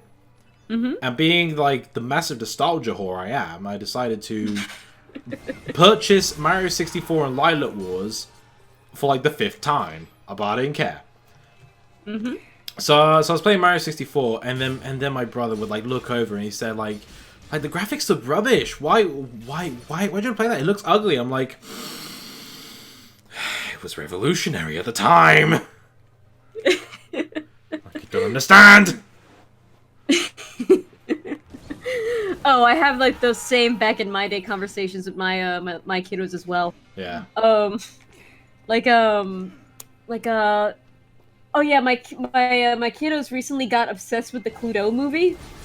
And I was explaining that Cluedo was actually a board game that I used to play in my childhood. I mean, I wasn't very good at it. It was just sort of a thing that was available in school, and I don't know if my turn ever came, but I remember it existing.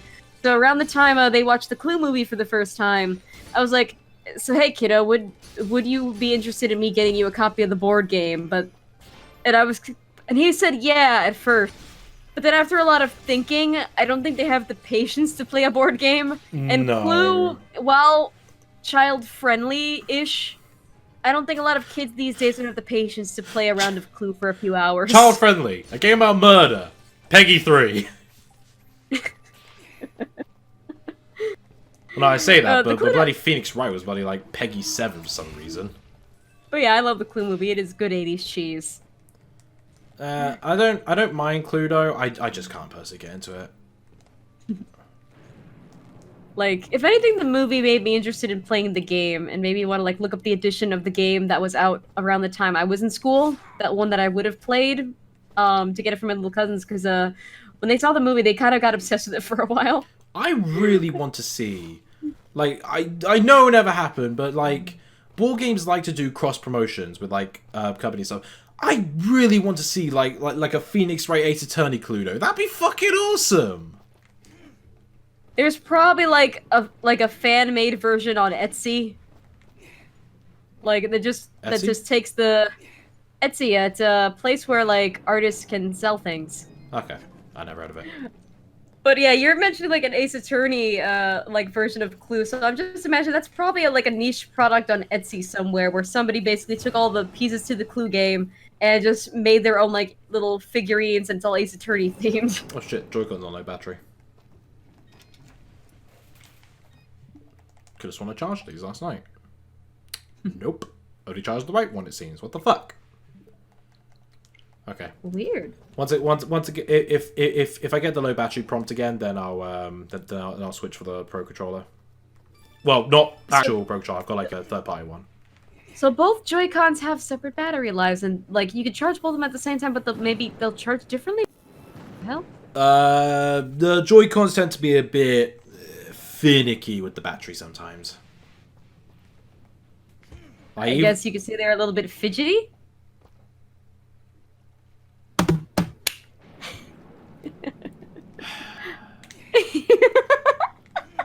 We're playing dust. Doesn't mean puns are good. Like I'm seeing on mine just dust stood still for a little bit. I just kind of felt like his non-existent eyes just staring into my soul like that was bad. No, it does a thing where it's like you have your finger and thumb and it's like right in between your eyes, like in the bridge of your nose. Know what I'm on about? Yeah. Okay, I rescued And Samurai Guy. Nafisa said, I just love puns. Thank you! Shut up, Nafisa. Don't encourage her! Encourage me, yes! Oh, what? Fuck off. I mean, yeah, barely hurt, but even still, fuck off. Still dick move.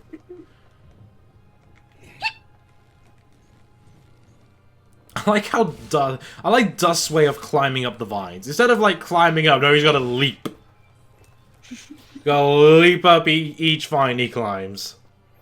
Because He wants to be stylish. Yeah. Maybe that's the Cassius in him. It's like, I'm going to do the thing, but I'm going to do it in a stylish way. Flamboyancy, Fidget, flamboyancy. Dust, is this your inner Cassius or Jin talking? Yes.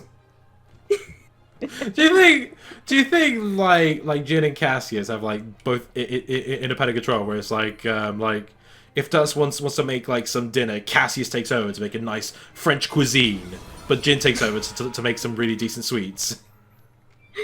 I feel like if Jin and Cassius were both sapient individually within Dust, like if they have some level of independence in there, I just imagine they're like the only reason why they're not killing each other and why Dust isn't just internally conflicted all the time is that they have just one thing in common, no matter how ridiculous, and that's the thing that keeps them somewhat stable as Dust. Do you think when people have like internal screaming moments, Dust hear two voices screaming?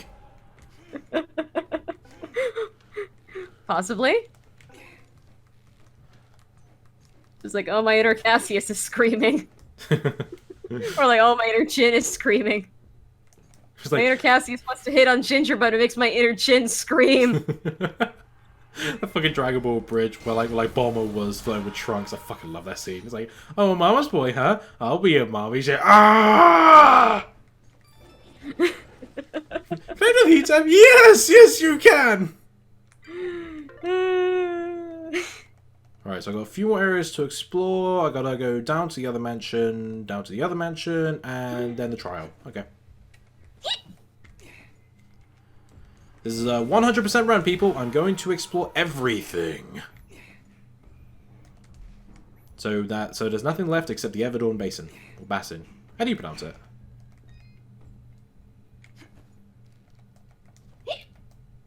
With a hiccup, Kitty's apparently. just calmly sleeping in the background, and I'm not feeling as hot as I used to, so I just put the fan toward her, that way she can get some air. Cats are lazy fuckers. I know, and my baby, she's just sleeping in one of my bath towels that I recently used, and it's just kind of cute. She fell asleep to my scent, and it's like, oh, she loves me. And that doesn't sound creepy at all. Well, she's a cat. Smell me! Love me! That's kind of how animals function, though. I know it's how dogs function because they remember the scent of their master. Ooh.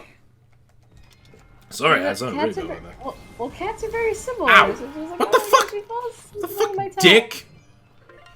What got left to do in terms of side quests? Freedom movement. Okay. I think that's the last side quest to do. Actually, just give Fail the last set of materials. I think, anyway. I'm such a cat mom. It hurts. I love my baby. Cat suck, says Peacock. Depends on the cat.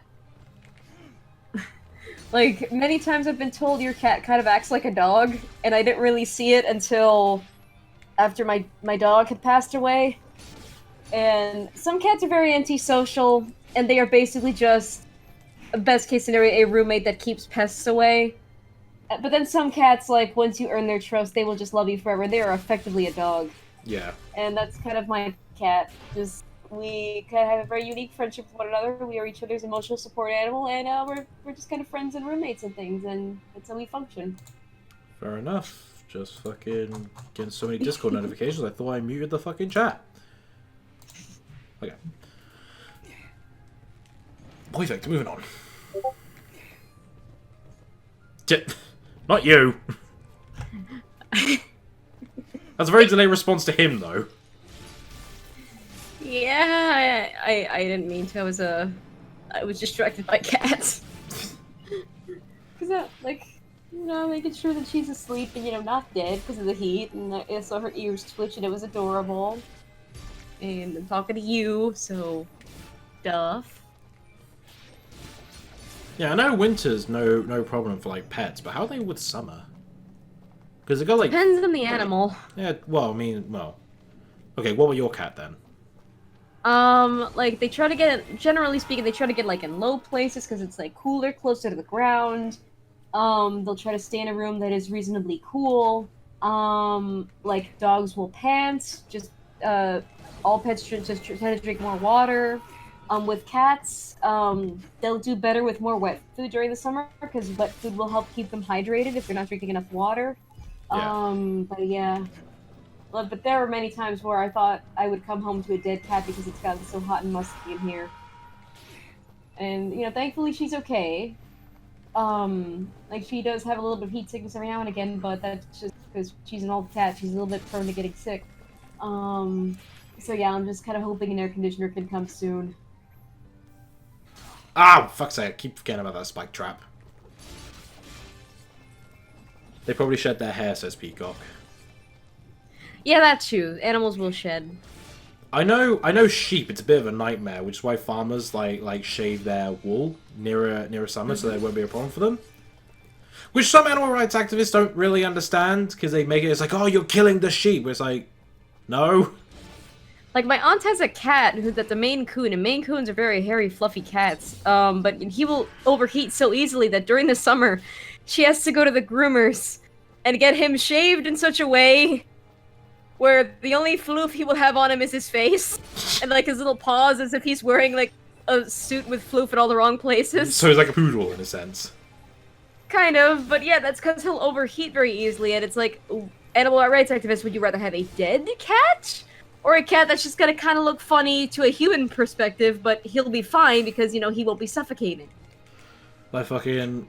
What was a cat? Salem from Sabrina the Teenage Salem Witch? yeah, Salem. You laugh, you die!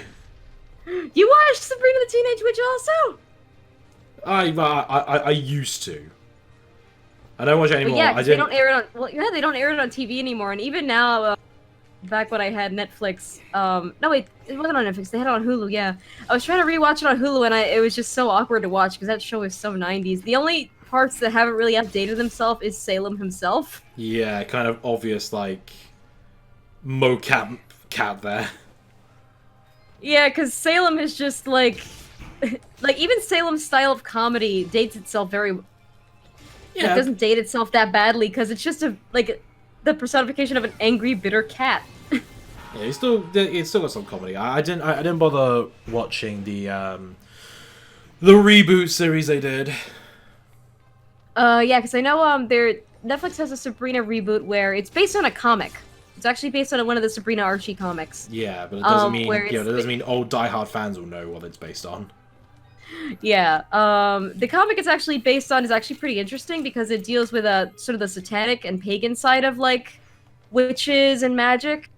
Yeah. Whereas the sitcom Sabrina the Teenage Witch just focus on like the fun, cool, like ha, I'm a normal girl and I'm kind of quirky because I'm a witch, ha, sort of magic. So like Wizards of Waverly Place, in a sense. Yeah, in a way. God, I remember Wizards of Waverly Place, but like even though that's like more of a modern thing, the animation is still awful.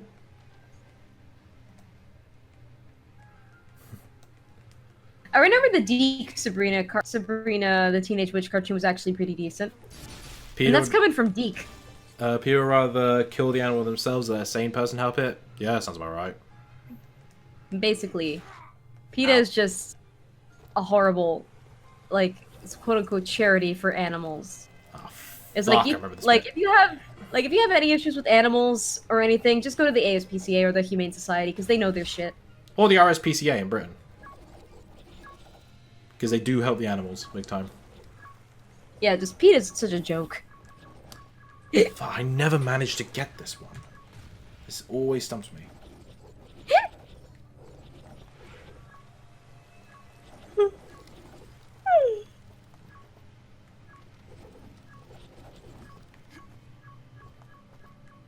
There we go! Got it! Yes! Fuck, I don't have a key for it. Fuck! It was all for naught! Oh, shut up. Alright, 2 more areas to explore. Hopefully I can find a key in one of them so I can come back for that.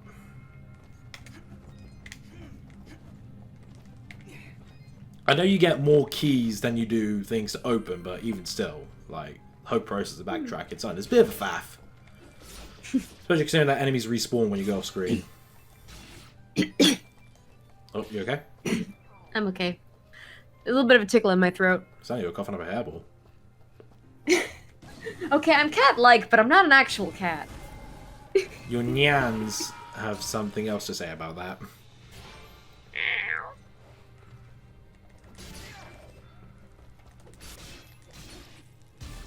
I don't know, I've always been very cat-like ever since I was a kid. Yeah. Fair enough. Let me just refreshing the stream, making sure it's not acting up again like last night. That was fucking weird. Okay, I'm getting all the getting all comments and numbers. That's good. Everything's fine. Fucking golden, innit?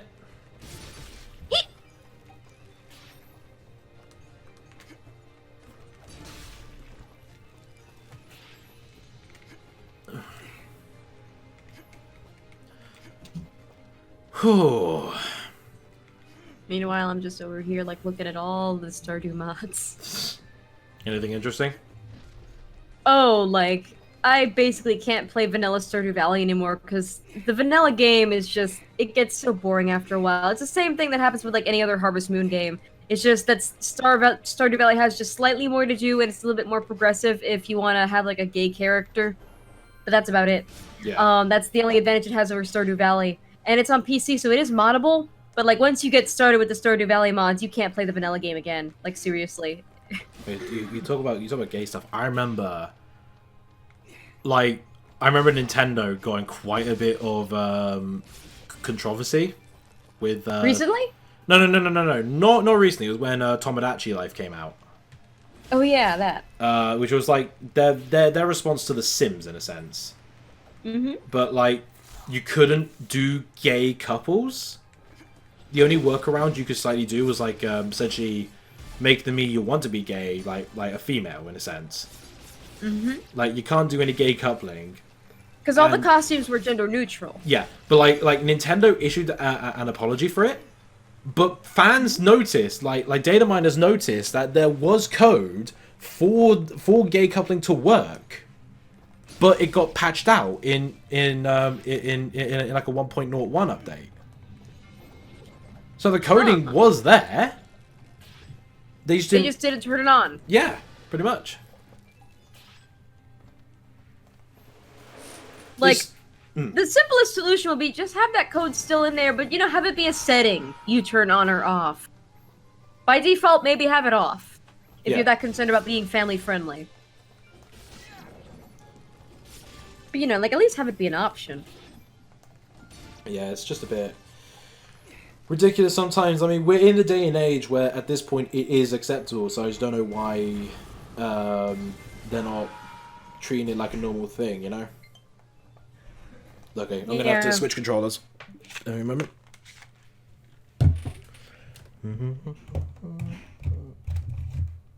Gotta put the Joy-Cons on charge. Where is the wire? I forgot these Pro Controllers are like really fucking long wires, insanely long even. Found it.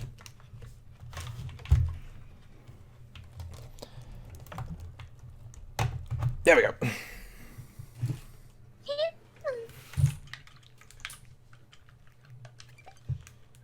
Alright, Joy-Cons are charging. Nice. Whee! So I'm now using the Pro Controller. The like third-party PowerA ones. Which are a bit awkward. It's kind of hard to go to because lack of vibration, but you know, it's like they work. Just miss the vibration, the force feedback, you know? Mm-hmm. Which really bothered me whenever I had my 360 because I was one of those kids whose parents bought like a rechargeable battery pack. Yeah. Which, yeah, they worked, but the thing is the batteries drained insanely quick with that. Yeah, like... Like they'll barely last a day. But like batteries would last way longer, like a week sometimes I had. And then of course like when you have like 1% like one slice left, it would just cut the vibration entirely. It's like, yeah, that doesn't take me out of it. Like, thanks, Xbox. Thank you very much.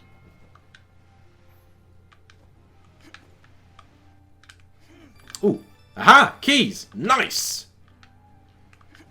I can go back and open that treasure chest. First, I would do the trials.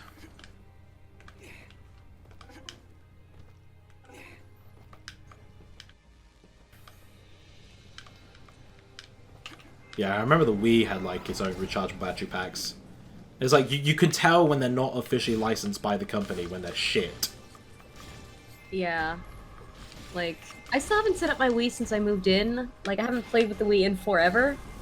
But, I've gone through so many batteries with that controller. And I bought an emergency set of batteries just in case, like, if I set it up anytime soon, that way I can test it out and just troubleshoot how things work and see if the system itself is still kicking. You might want to make sure that there are no batteries in it, because if the batteries aren't used for a while, they will start to rot out.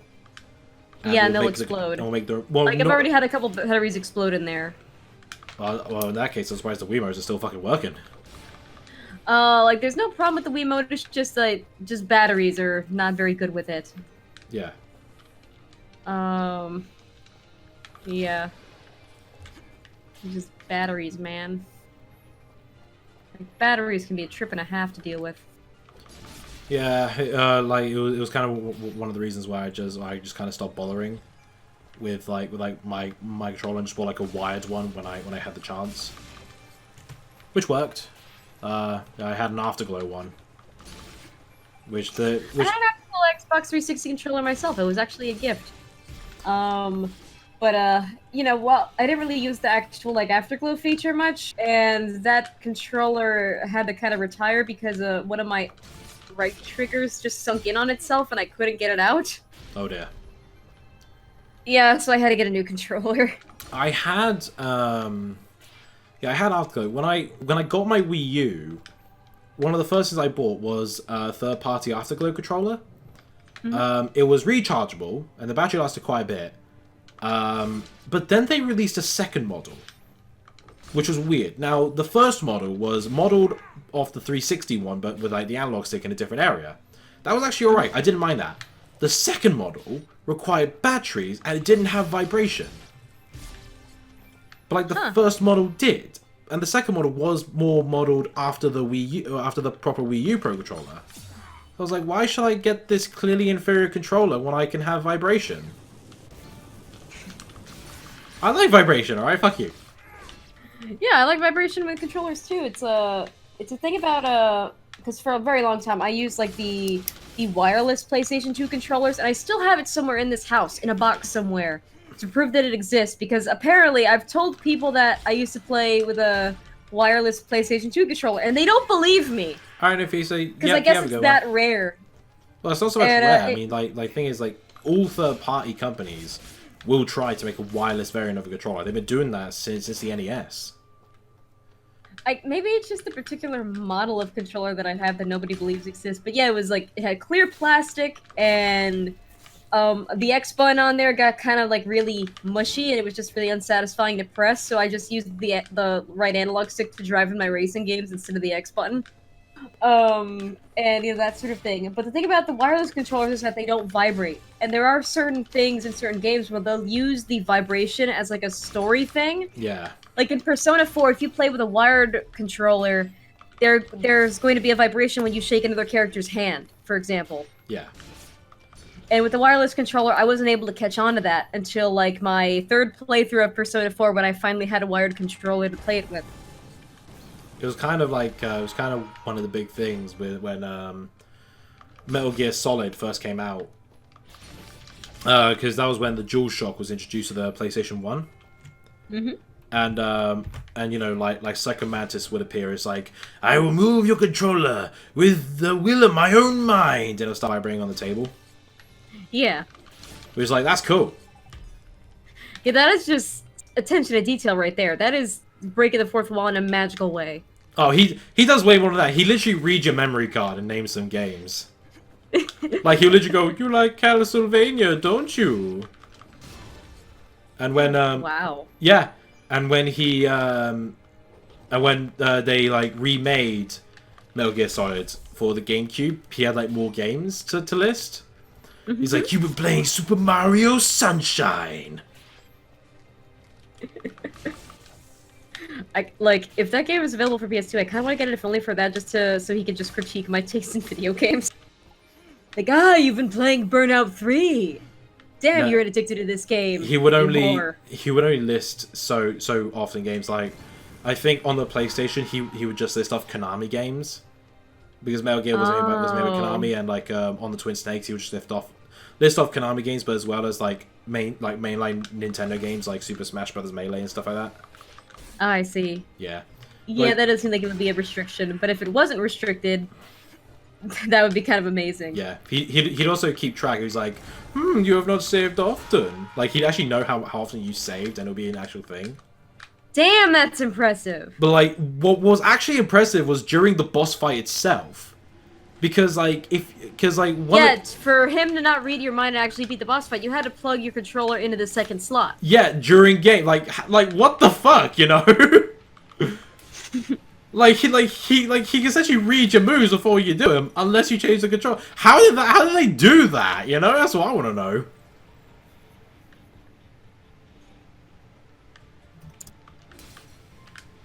It's like, Kojima, you're legend. Stop being weird, you legend. Stop being weird, you legend. Well, it's all Kojima's stuff. Because I mean, like it will make a big deal where it's like, I think it's in Metal Gear Solid 2. where you have your name, like your blood type and stuff, like as you control Raiden. Mm-hmm. And like it doesn't mean anything until like you reach the end of the game where the cutscene plays and Raiden has like a dog tag, which has your name and stuff on it. Mm-hmm. Where Snake's like, do you recognize that name? Where it's like, no, I don't know it anymore. It's like Raiden doesn't even know you.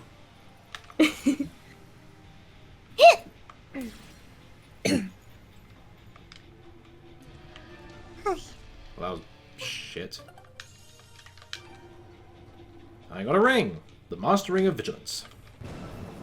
And Nafisa says they have to go now. See ya, and I hope you enjoyed the stream.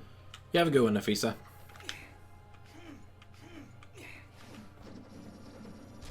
Ow! Bastard. Ow, fuck's sake. Yeah, fuck off, ow! Oh no! Yeah, fuck off, mate! Thank you.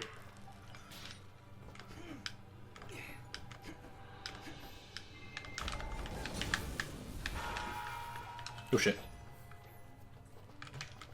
Yeah, have you ever encountered any of those games that just like mind fuck with you in like a really good way?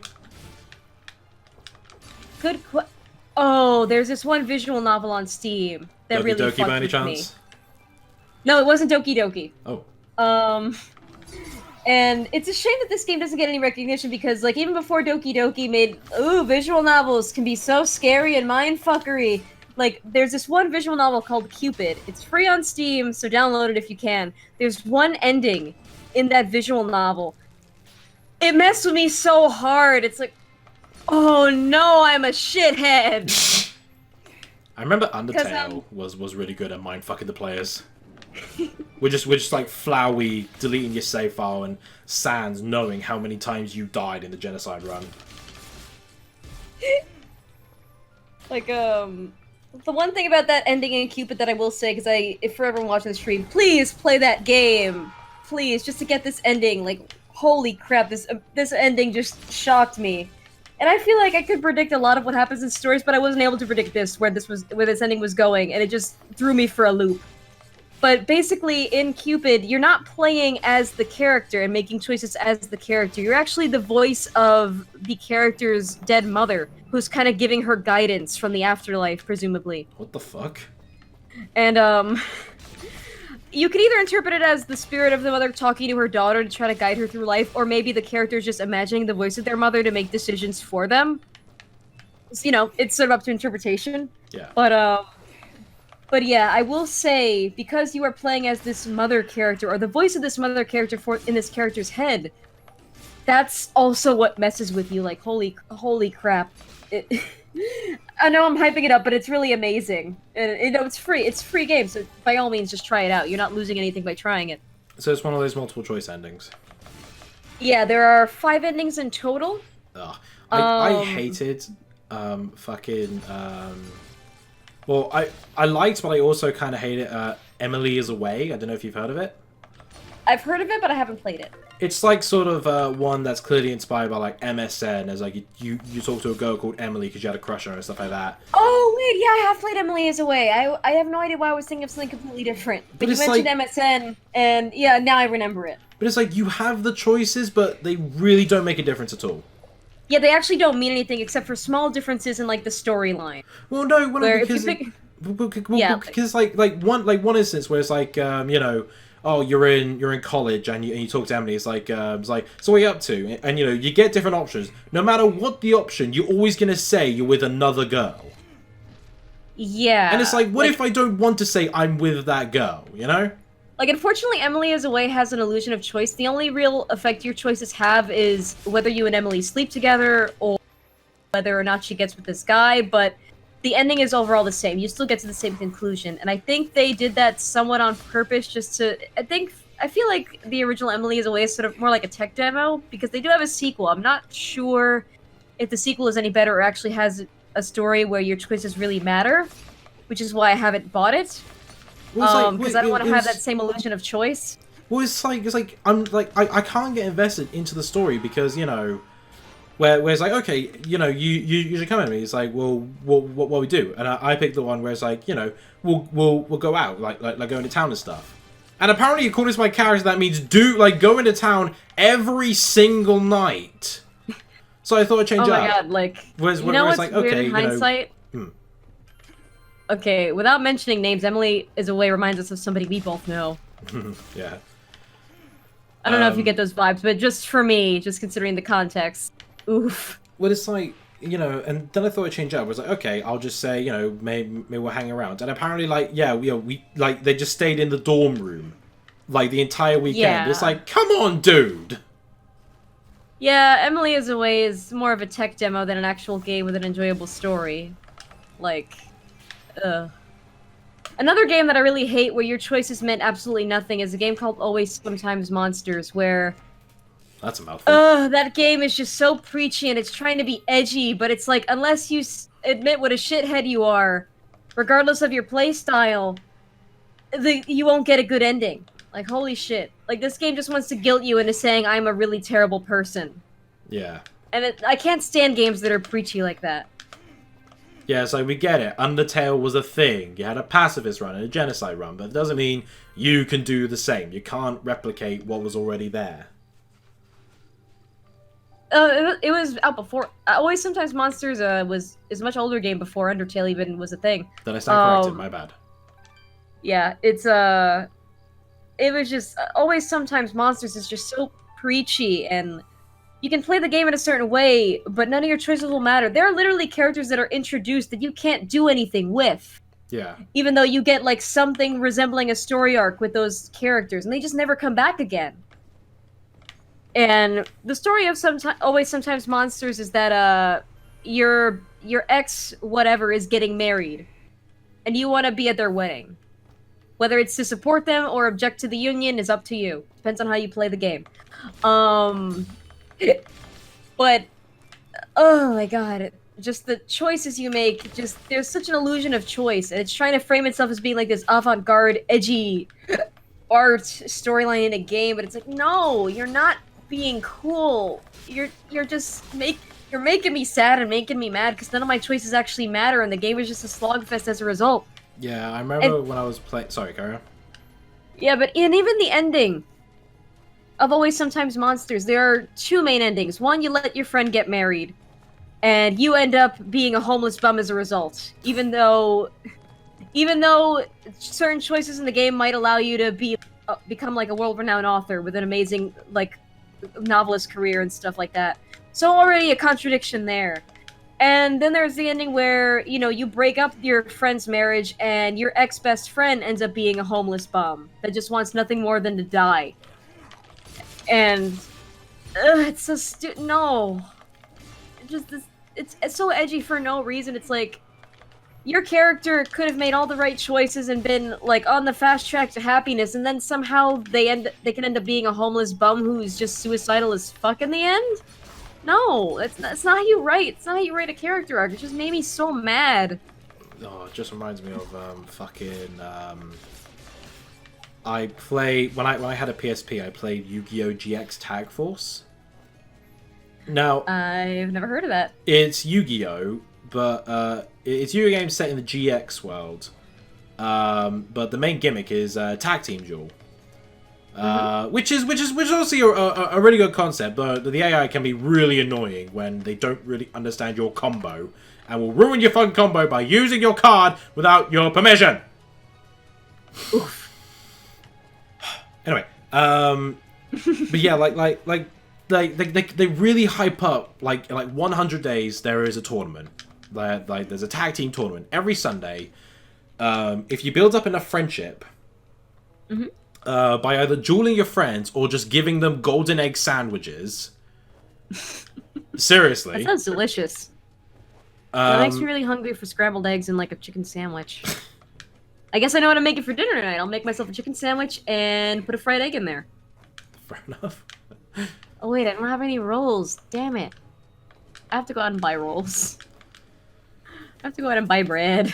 But yeah, during that, I originally did a run where my character was just fucking socially awkward, where people would like walk. First off, they walk into his room without anyone knocking. It's been like, hey, do you want to go do some tag team? And I say no, and they're like, oh, okay, then they get really all depressed and leave. And then that would kick me out of the tournament. Mm-hmm. But then I did a run where, like, okay, so I made friends with Alexis, and she's like Obelisk Blue, like she's one of the best duelists. I give her one golden egg sandwich, and her and I are fucking best friends. Besties. These golden egg sandwiches are the secret to friendship, and also that really does sound delicious. And I hate you right now because you're making me hungry, and I don't have any rolls in the house. Literally, like the boast that golden egg sandwich is really hard to get, but it's literally a case of just remember the patton and you can time it just right. So it's like the prismatic shard in Stardew Valley where everybody likes that item except for one character. Oh no, everyone loves a golden egg sandwich, and they're so honored that you would give them a golden egg sandwich. Actually, let me look up what this mystical sounding sandwich looks like. Golden egg. I don't think that there's an actual picture of it. As far as I'm aware, it's not in the actual Yu-Gi-Oh! GX world. I looked up golden egg sandwich, and one of the first results is this restaurant in Brooklyn called Golden Dragon. That's okay. Well, apparently, golden dragons lay golden eggs. But yeah, like go during there and be like, hey, now, do you sell a golden egg sandwich? But yeah, like during that game. Like, you can build up a tag team partner relationship, but, like, it's entirely random if they're gonna pick you for the finals. So you could not pick a partner, maybe Alexis won't pick you, and then you'd just be fucked. Okay, now I see what oh, it's called Golden Egg Witch. Golden egg, well, it's still a golden egg sandwich. Yeah, it doesn't look as good as I was picturing it. It's a PSP game, what did you expect? Okay, when I heard golden egg sandwich, I'm thinking like it's a nice little omelet, like in between like a Kaiser, like 2 slices of a Kaiser roll and maybe like some chicken or like some beef in there, preferably chicken, maybe a little bit of lettuce and like some cheese in there for good measure, and that's a golden egg sandwich. That sounds fucking delicious. But this image that I'm seeing is literally just like a Kaiser roll or like a little baguette and just like a sunny side up egg in the middle, like nothing else. It's literally a video game about trading card games. Did you really think they go detail on fucking bread? I like food, okay? Show me the picture, actually. I just want to see if it is exactly how I remember it looking. Okay, prepare to be it's not really that appetizing looking, but okay. Well, it's like copy and paste the image. Yeah, that sounds about right. Thinking? Yep, that's about right. That does not look delicious. Why would that be everybody's exact favorite item? It's literally just an egg on toast, and that bread doesn't even look toasted. You know what's funny? You can get standard egg sandwiches anyway. But it's something about it being a golden egg sandwich that makes it everybody's favorite. They just want to eat Pretty gold. much. Like I said, they Maybe get... it's like a... Oh, just now that just gives me the idea, because there is food wrapped in golden foil that is edible, that is like such a gimmick now. So I'm just thinking like some asshole had the idea of like these egg sandwiches aren't selling very well. I know! I'll go to the art store, I'll grab some gold foil, put it on the yellow part of the egg, and this will sell like hotcakes! But the thing is that when you go to the option to buy a sandwich, it's like you see like the pictures of them shuffle very quickly, so you have to time it with the X button. Mm-hmm. And you can get kicked in the nuts to get a plain sandwich, which contains like a shitty card. Which if you sandwich with a card in it, what? A plain sandwich, like literally just 2 slices of bread, but they have cards in them. No, that's not food. Oh no, Unless no, those no. cards are made out of edible sugar, No, then no. no. You get to keep the card, but you're just left with a shitty slice of bread. Exactly, that's not a sandwich. No, Yu-Gi-Oh has a really weird definition of what makes a sandwich. And it's like, if you give it to one of your friends in the game, they will hate you for it. Yeah, because it's just fucking pieces of bread. One thing that also bothered me about that game was the lack of voice acting. Because, like, they went over the top, like depending on who you face against, they will have, like, actual 3D model anime-style cutscenes. Mm-hmm. But it's not voiced. You just see the subtitles. But it turns out they are voiced in a Japanese version. They just couldn't be bothered to get the 4Kids cast in. I see. So you just see these silent, like just lips moving as they talk about what they're gonna do. It's like, That's whoa, so I weird. sound very invested in this.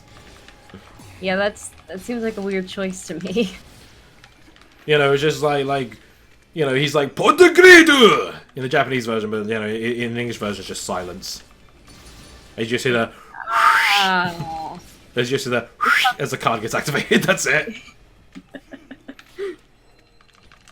Like, silence can be threatening, but not in a game like Yu-Gi-Oh, I don't think. Well, also, one thing that annoyed me about that game was that, okay, so you get text messages from those you built up friendships with. And, you know, sometimes they text you as like, dude, new cards are in. Or it's like, you know, it's like, hey, could you come, could you come here? I really want to talk to you about something.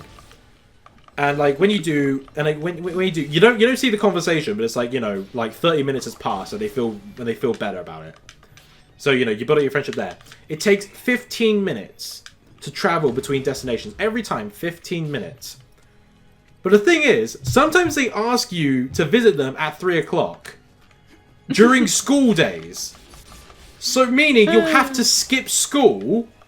Because if you attend school, it finishes at 3, and you go to the area by 3:15. So they're not there.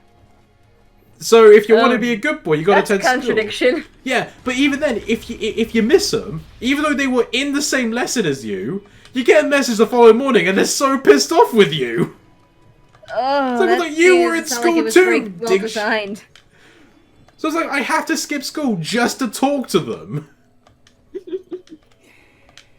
and just to build up some friendships. Like, fuck off. Like, fun is that your friend? You have to skip school to just talk to them, or if not, they'll be mad at you. Like, fun is that your friend? Like, even then, you don't really learn anything in the school part. It's just like a bit of comic relief here and there. Mm-hmm. And maybe Crowler will sometimes give you a new card. Shit. Although, however, a new Yu-Gi-Oh game's coming out to the Switch, and I cannot wait. It's gonna be great. Legacy, fuck you. I'm a Yu-Gi-Oh fan. So No, I'm not laughing at you. I'm just laughing at something stupid that I remember. What's that? Like, I like saying like the term "like fun is that your friend." What? And I remember talking to somebody about honest bonds, and I just have the phrase "real like fun is that your friend" stuck in my head. Like fun is that your friend? When? Did I have that in the book? No, you didn't. Like fun is that your friend is actually a joke from the comedian Mike Birbiglia, because he explains that his parents, instead of saying like hell, they used to say like fun. All right. You know, as a way of censoring themselves. Yeah. So like his parents would be like, a normal person might say like hell are you going to the mall, and his parents would be like fun are you going to the mall. So I just really like the phrase like fun is that blank, like fun are you doing that. One of my favorite things of swearing is like the soldier from Team Fortress 2. Mm-hmm. He goes like, son of a cussing cuss word. Son of a cussing cuss word.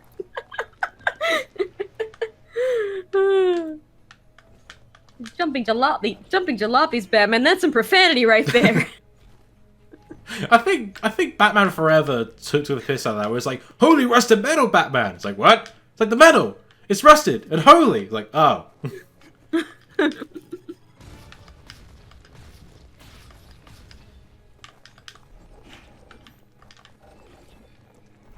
Yeah, they really like to make Robin say like all that random stuff. Where it's like, holy amnesia. The 60s Adam West Batman was so silly, and I love it. I actually have a little model of the 60s Adam West Batman car, the Batmobile from that era of Batman, and I love it. I was more referring to the cartoon. It is one of my favorite die-cast cars in my collection. I was more referring to the cartoon. I'm not talking about the cartoon, I'm talking about the Adam West Batman from the 60s. I think they Did I had have, like, Adam that- West voiced him in the cartoons, I think. Ow! I don't That's like- know.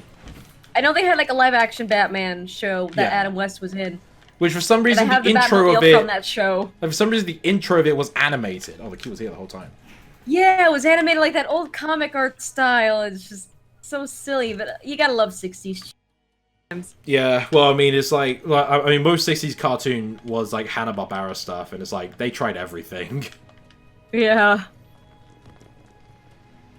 like, I think they did the Spider-Man stuff, but it's like, cartoons back then were made on the cheap, and you can just see it was.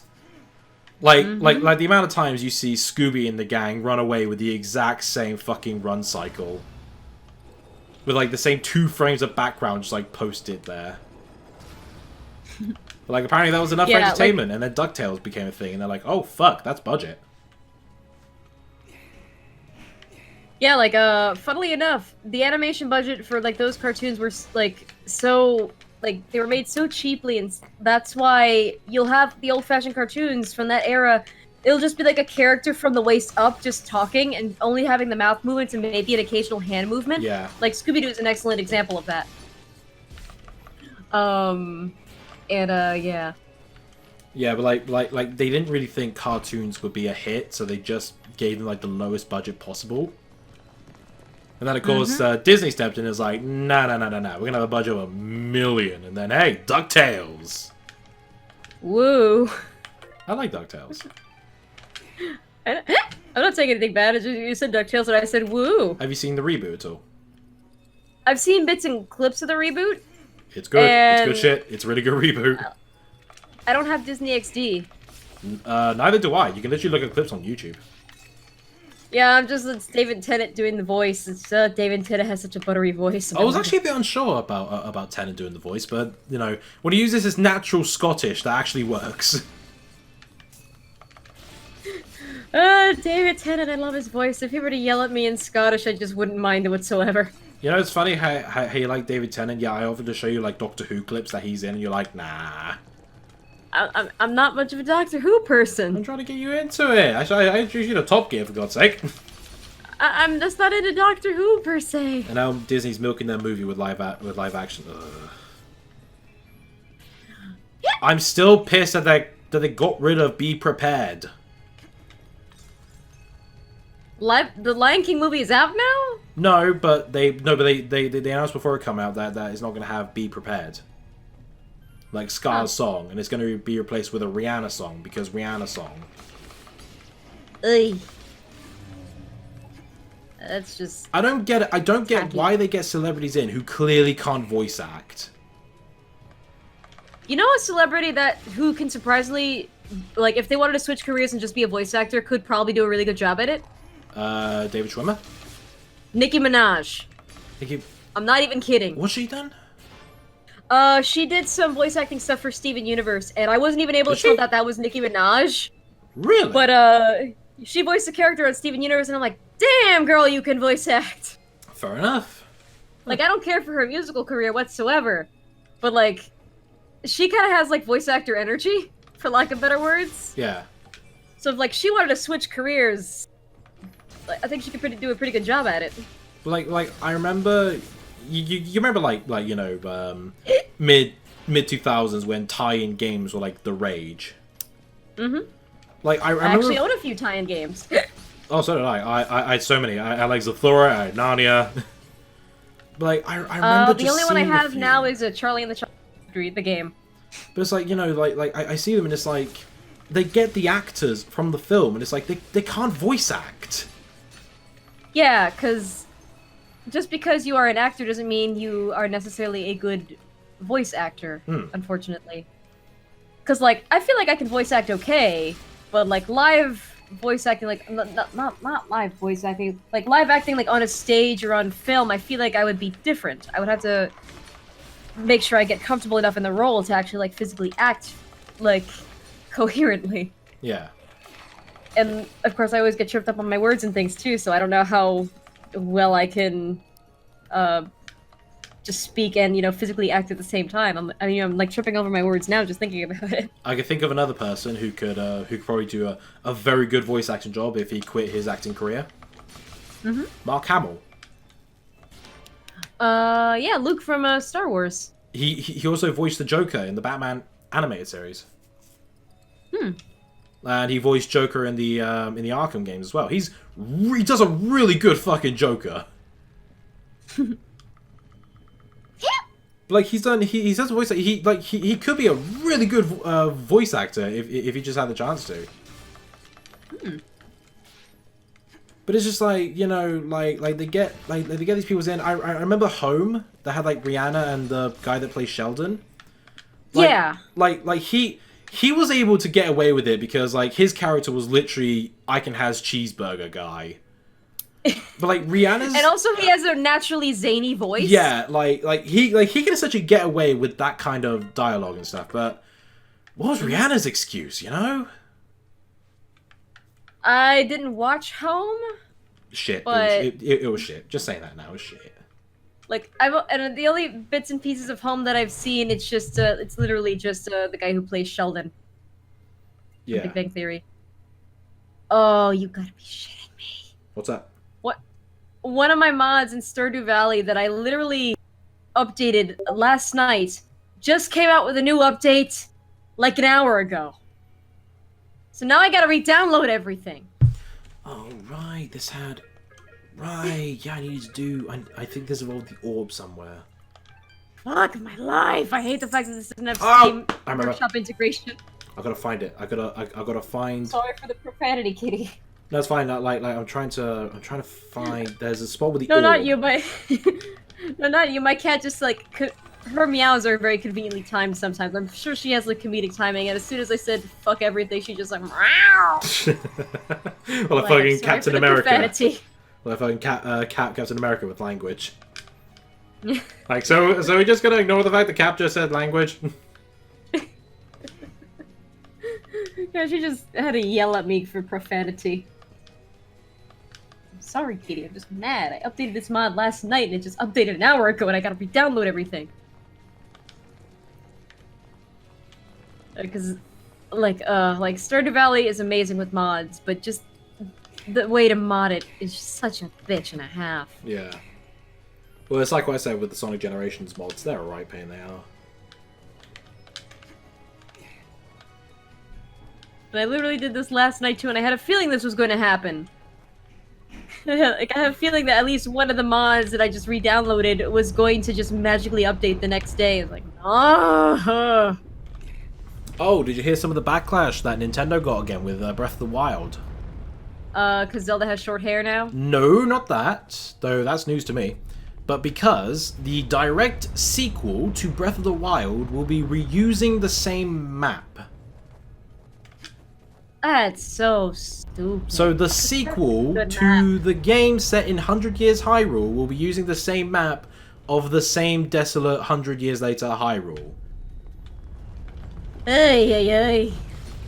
Like, first they complained about the lack of Pokemon, and now this. They're really trying to complain about everything, aren't they?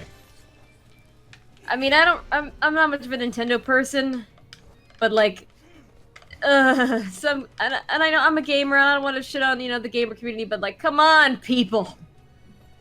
You're getting a new game. Be happy about something, please. They say like, oh my god, Nintendo's ruined because I can't catch all of the Pokemon. It's like, this isn't the first game to do it. Like, Pokemon Ruby and Sapphire didn't have all Pokemon. Like, why are you acting like this is the first thing? It's not. It's amazing the things some people complain about. Right, But no, I had a friend who really cares about like The Legend of Zelda and stuff. They just needed somebody to talk about short hair Zelda with because apparently, some other people they were talking with apparently hate the idea of Zelda having short hair I don't mind it. for no reason at all. I like short-haired Zelda. I know, it's just hair. It fits her personality and stuff. It looks so cute too. Why are you making a big deal out of it? And like, oh my god, such cute fan art. Like, he showed me a piece of fan art of Link just cutting Zelda's hair. That's cute! And I know, and it's like, and even he said, that was like, you know, it kind of makes me think like Link is more of like her butler than just her bodyguard. And I'm like, yeah, he's like a butler with benefits. An amnesiac butler. A mute amnesiac butler with benefits. Yeah, there it is, ha ha ha ha! Okay, I gotta stand here. First I gotta kill the enemies so they don't attack me. I'm gonna get myself a drink because my throat is just getting really dry. Okay. And I should probably throw that bag of crisps away.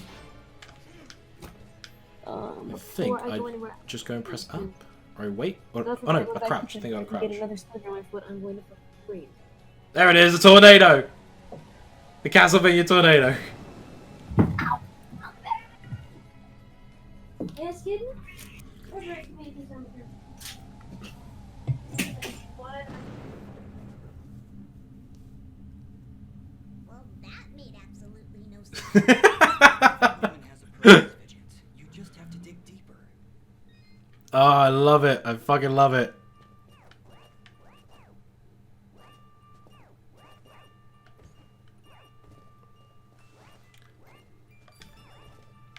Time moves as I move. Seems a bit familiar, doesn't it?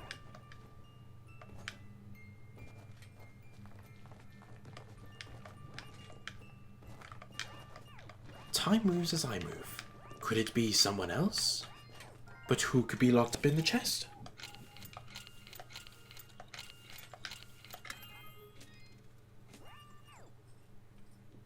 There he is! Another friend rescued.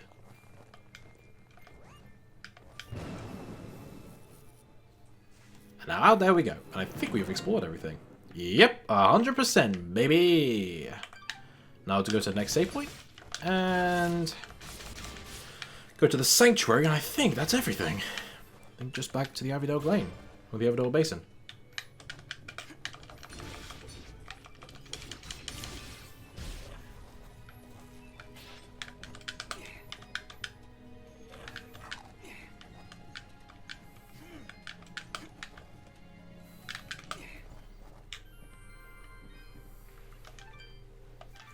Should probably buy some more teleport stones. Oh wait, no, I gotta go to fail.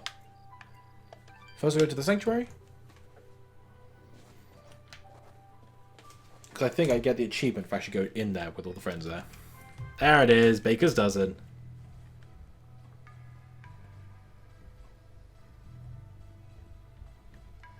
This track is decent. Glick 16, I believe it's called. Don't know who those two are. I mean, he literally looks like what Cassius would be with the hat and the sword and stuff. I mean, he even holds sword in the same way.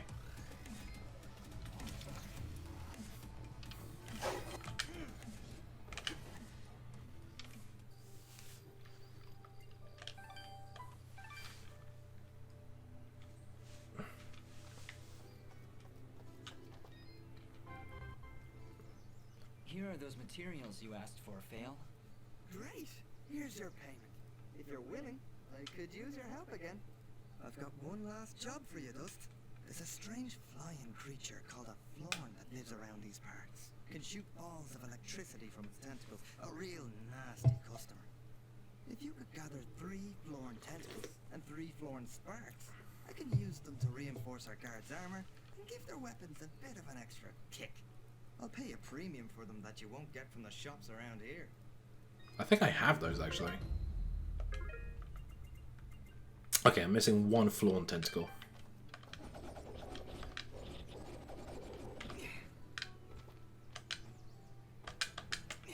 So I just buy one more tentacle, and then, yeah, I think I've done all side quests.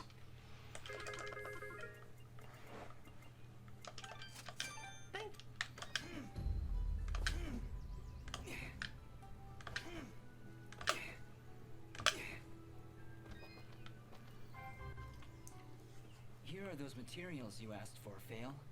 Great! Here's your payment. I think that's it. I have everything I need thanks to you. Sweet! Done all the side quests! Yeah, I've just got to finish Dust to Dust now. I've explored all the areas, I completed all side quests. Now I just need to fully complete Avedon Basin, and then that's it. We've done a 100% run. Fucking get in, lads! Nice!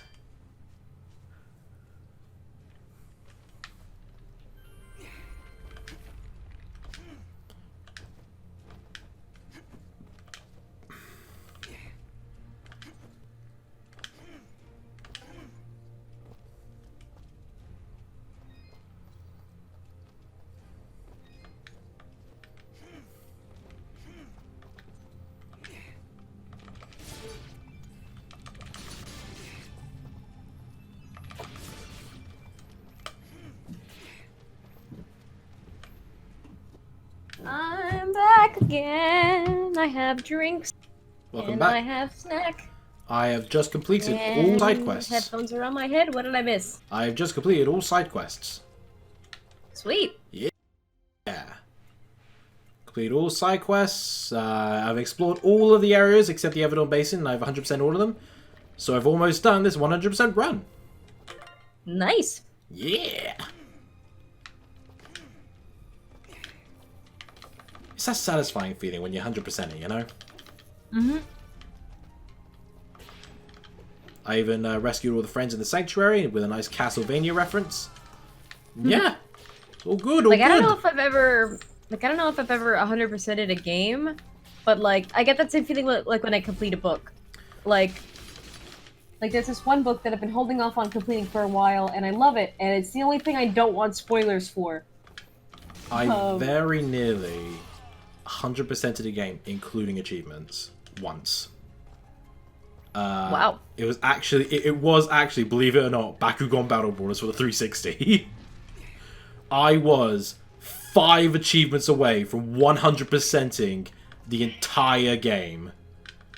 But my mum made me sell the fucking Xbox because I wanted a Nintendo Switch. Oh no. And it sucked. I can imagine. I was this close, you know? Like, I literally had to do, like, a few battle royales in the park with certain teammates, and that was it. Oof. Yep. But, like, I had, like, one thing I did in that game, I don't know why I did, but, I had 6 different I had 6 different sets for 6 different attributes.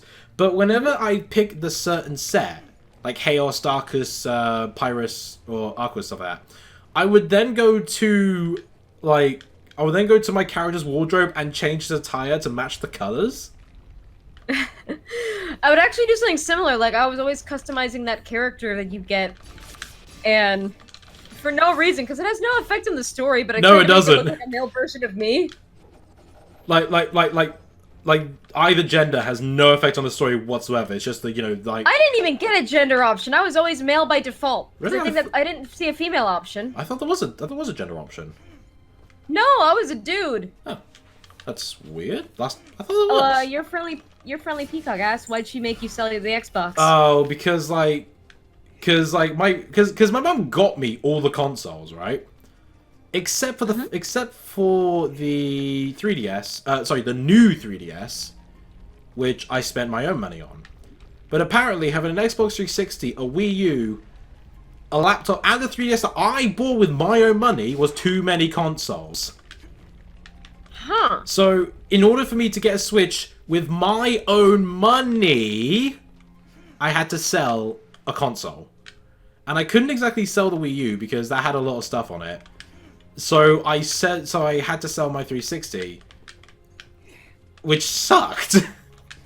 Your mom sounds complex. The only, like, upside to it was that because I saw them at CEX, who was selling the Switch for a ridiculous price. Like, I'm talking fucking rip-off.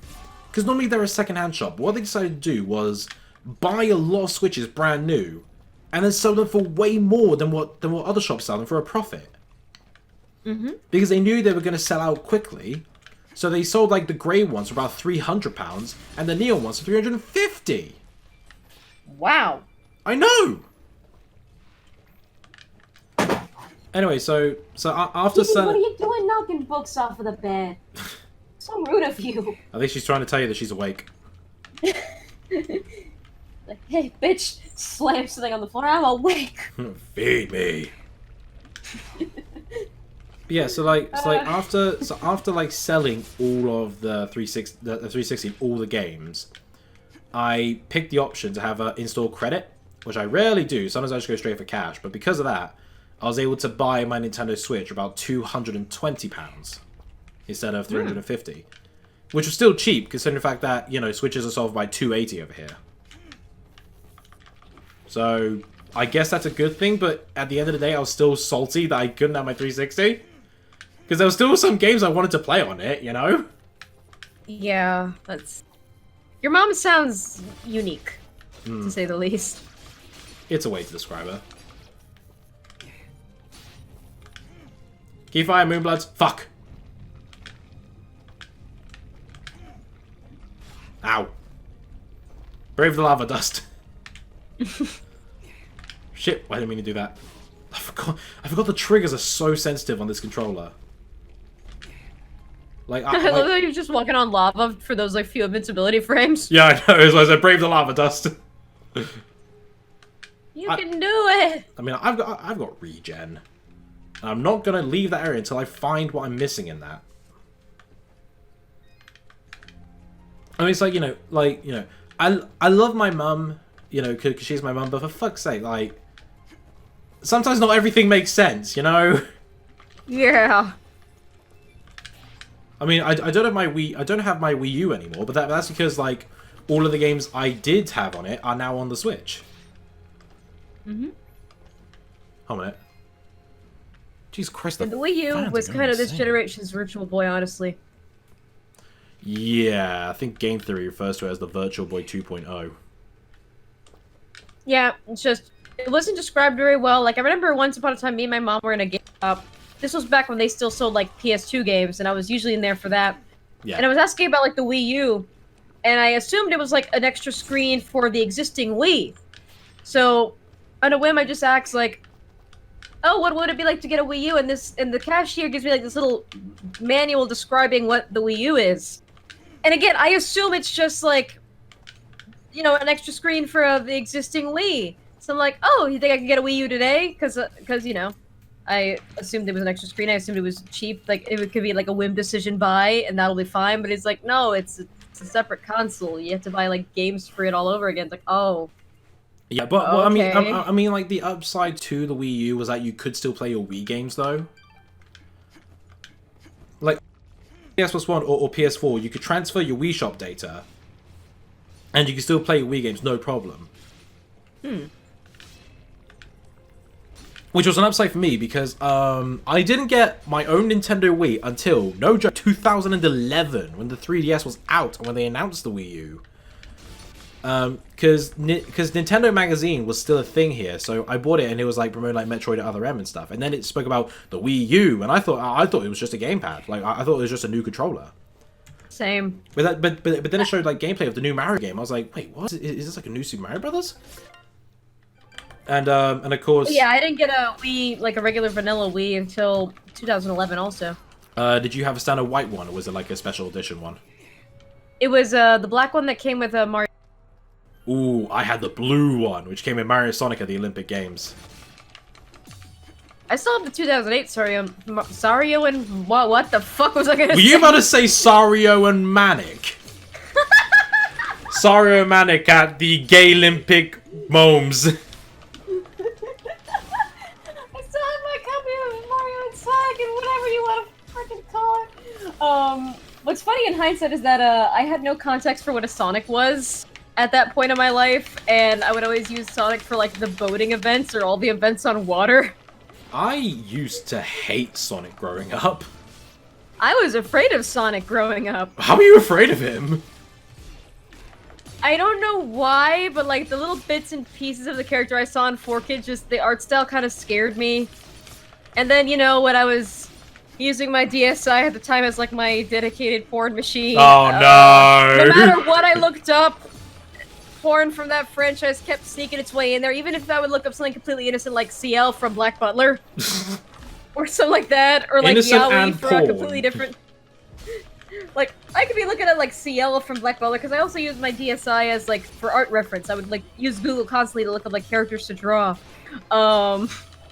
And so I could be looking up like innocent, like vanilla images of like CL from Black Butler. Or I could be looking up like Code Geass Yaoi, and Sonic would somehow just sneak its way into the results. And I had no context for what this stuff was, but it stuck with me, and I was just afraid of it.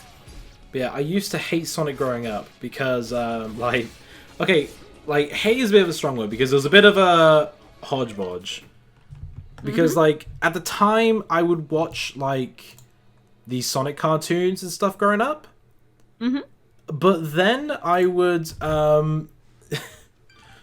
But then, like, when I moved house, I made a new friend, and he had and he he took me to his house, and he had the PlayStation 2, and he had the Sonic Gems collection, and so we play like Sonic 2 2-player, and of course, for all you know, Sonic 2 co-op does not really favor 2-player, especially when Sonic goes at blazing speed and Tails is struggling to catch up. Oh. So, like, the salty 7-year-old I was, I hated Sonic because of that alone.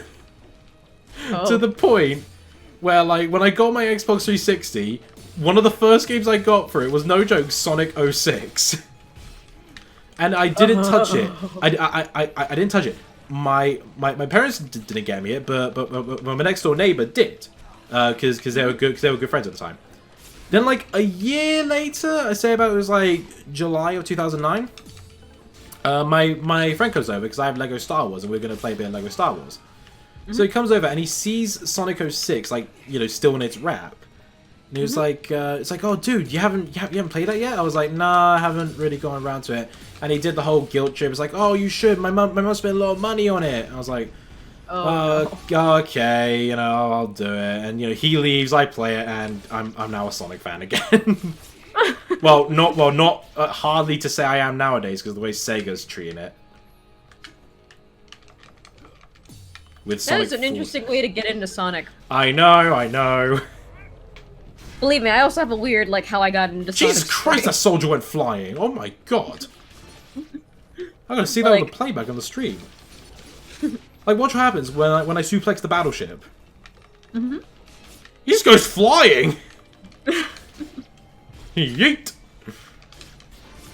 But yeah, I also have a weird how I got into Sonic story, because I had no context for what a Sonic even was. Like, Sonic X was airing on 4Kids when I was a kid, but I never watched it because I assumed it was a boys' show and I wouldn't like it, and also Sonic's design kind of scared me for no reason. And, I just kept finding all this Sonic stuff that I had no context for, so I didn't know what it was, I just knew that it kind of kept creeping its way into my life and I didn't like it. And it was actually an ex-boyfriend of mine who grew up with Sonic as, like, a character in his life and, played all the games and stuff. And so he introduced me to it. And then he tried to get me into it for a while, but again, I had very little context on it. And also, it didn't help that he kept trying to show me Sonic cringe against my will. Again, no context, so that only scared me away from it more. But it wasn't until we started, like, playing the games together that I started, like, seeing why this character had this appeal. And also, I kind of fell in love with Sonic as a character just based on, like, from a meta standpoint, you can tell so many stories with this character. Yeah. And so that's how I kind of grew to love Sonic. It's just like, dude, you can tell so many different stories, and why isn't Sega letting you? It sucks. Yeah, I never watched Sonic X growing up because it never aired on the TV channels I watched. But even then, we really didn't have a channel dedicated to anime. I mean, I remember talking to people who said, like, oh yeah, they grew up watching the Pokemon anime. I was like, where the fuck were you watching it? I mean, I had Sky TV, so I don't remember seeing it. I remember Jetix, but I don't remember airing it. I don't remember airing Pokemon. Like, the only anime I watched was Yu-Gi-Oh! But that's only because Chris got me into the Yu-Gi-Oh! Series. And so, I saw the anime, it was like, oh, I gotta watch that.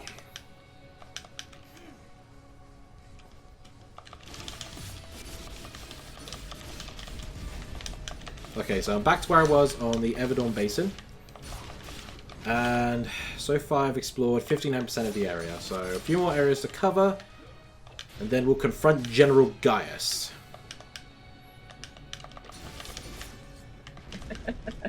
What? You're a wizard, Dust. What?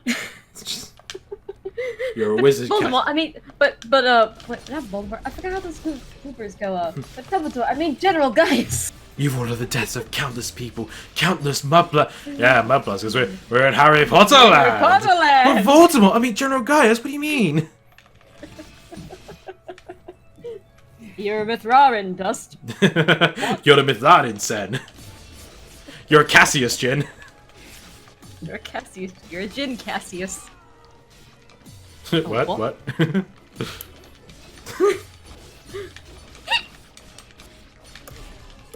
Oh, come on. And now the pen for my... There we go. Okay. Pen for my tablet was acting up on me. Is it on batteries? It is a battery-powered pen because the wired version of the pen for my tablet is a little bit wonky. That is to say, it'll only work wirelessly and actually be able to charge for like maybe the first year of its life before needing to be plugged in all the time. Yeah. So I just switched to like full-on battery-operated pens because it's, you know, wireless all the time. But even then, this isn't even an old wireless pen. I've had it for a while, but it's not particularly old, and yet sometimes it'll just not work unless I reset the tablet drivers itself. So I don't know if it's a problem with the tablet or the pen, Yeah. but I kind of can't afford to figure that out.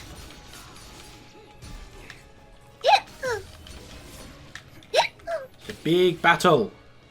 It's an amazing battle. It's why I love this game, because it's It's a big bada boom. We can't go on any further. Those enemy cannons guys, there's cannons. are powerful. You'll need to find a way around their flanks so you can destroy them. You gonna ask if I can do it? No? Okay. I am here to serve. I just love how Merchant Sarah just has his shop set up right in the middle of the battlefield. It's like, I know this is a crazy war and stuff, but I still gotta make a profit. Yeah, but money. And by the way, I'm not wearing pants. I don't know why I feel the need to keep telling you that every time you come and visit. But, you know, not wearing It pants. does just get progressively more creeped out every time he mentions it. Hello there, pants. I mean, friend. Imagine if getting told that so many times, Dust just looks down at his own, like, pants that are almost the color of his skin and wonders if they're actually there or just a figment of his imagination. He has to keep tapping himself every time just to double check. Alright, I'm still wearing pants. Fidget, don't you dare mess with me! I wasn't gonna say anything, Dust. But you know, I'm not wearing any pants, so, God damn it, Fidget. Get a lot of junk. Literally.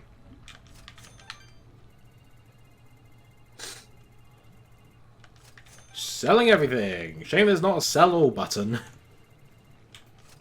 I mean, I'm not going to need these materials again, so I might as well stock up on as much gold as I can to buy some proper materials. I do this all the time. I've been doing this since my first playthrough. Like, I don't know, I'm kind of weird about selling things in games. Like, I usually always keep, like, at least one or two for myself. An extra one of that item again. Well, considering that the shop constantly stocks up on them, I don't see a reason to do that. Because I don't need to worry, because the shop's got plenty. Especially with, like, that failed side quest. So I just need to go to the shop, buy all the materials I need, give it to him, and then I still make a profit.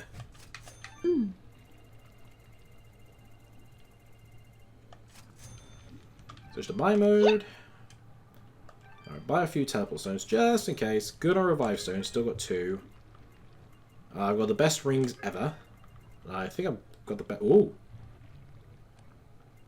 No, I think the armor I've got is actually really good, because it's got better regen. I've got the best thing there. Best pendant, so I could just buy a lot of food. A lot of food items. What's so funny? You're gonna spend all your money on food in the game. It's just like Fidget just like tugs on Dust's sleeves like, oh, you gonna buy anything for me? And a kid tapping me out. Hey! Dust will be that kind of asshole that'll just stick with Fidget and get like a kid's meal. It's like, yes, I'll have insert big fancy order for an adult over here. And one kid's meal, please. It's like, fuck you, Dust. I'm not a pet and I'm not your kid. Well, no food for the spoiled brat then. At least if you were my kid, you have DC to say thank you.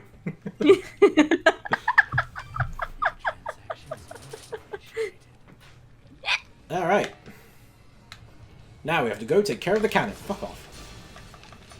Yeah. Oh, I see that. Destroyable. I can destroy this. I see keys. Keys! Yes.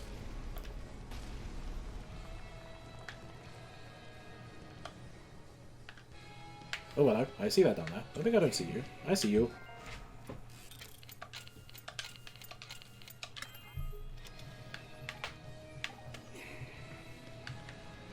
Oh, jeez. Was that the falling animation just stuck in a limbo there for a moment? I'm gonna see what happens. What is that falling animation, though? Look at that! He's chasing me as well as he falls.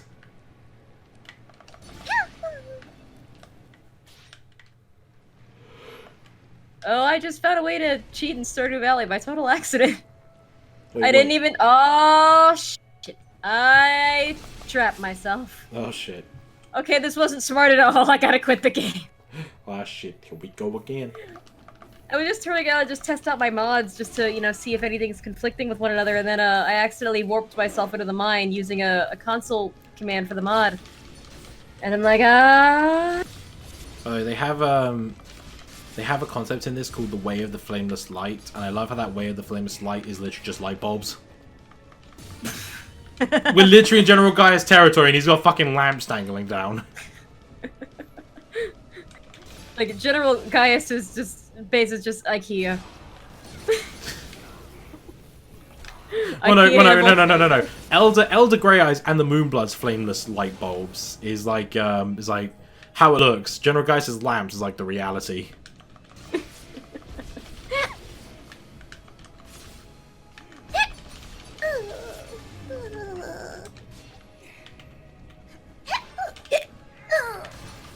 You know, we were talking about acting earlier. One thing that really confused me about acting well, you know, like when they act for a set is that they don't do the scenes in order.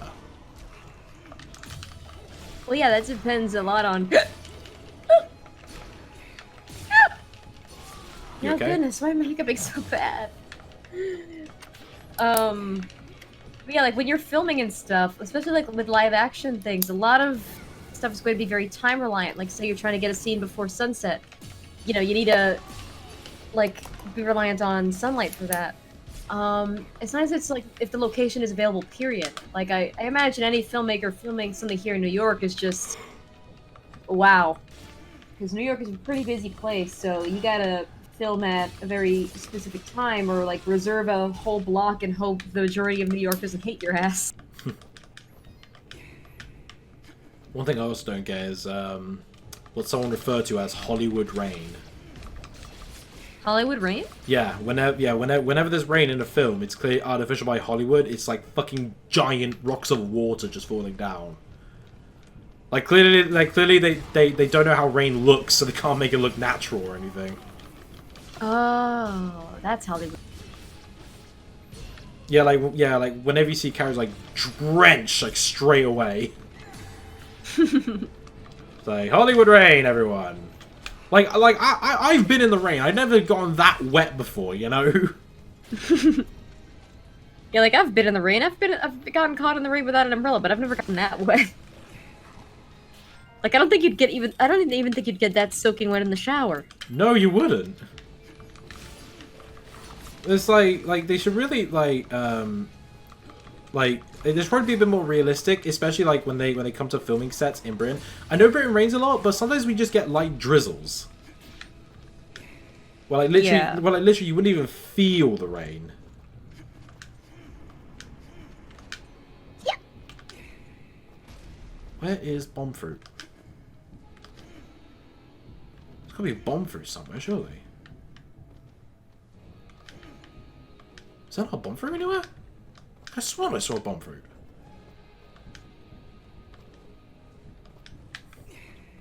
There's a breakable wall. I need bomb fruit, damn it!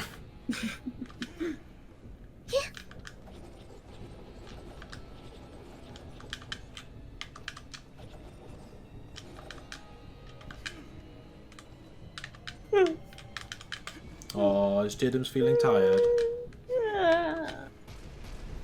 Slightly. You can leave and get some sleep if you want.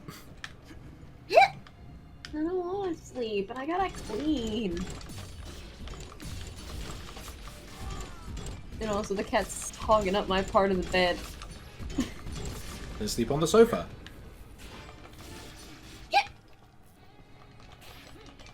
Possibly. That could very well work.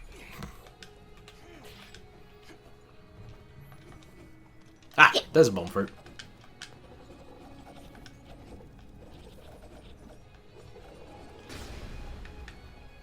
Oh, that's plot. Okay, I'm gonna avoid plot and go up here.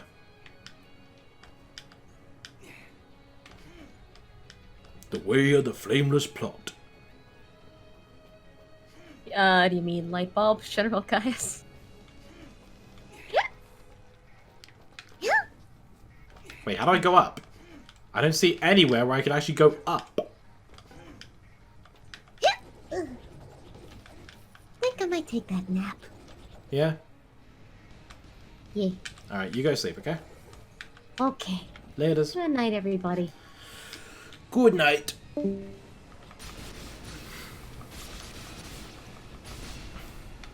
pretty like soon to ending this anyway, so yeah. Once I've explored all the areas, gotten all the items, opened all the treasure chests, that's it really. Shall be encountering Gaia soon. Probably leave that cautiously, so. There we go.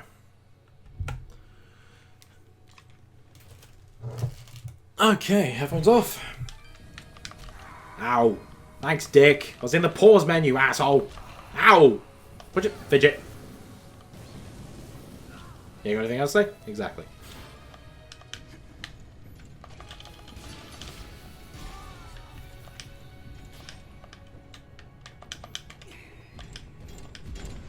Another cannon. They're all like bullet shells and all. Like fucking hell.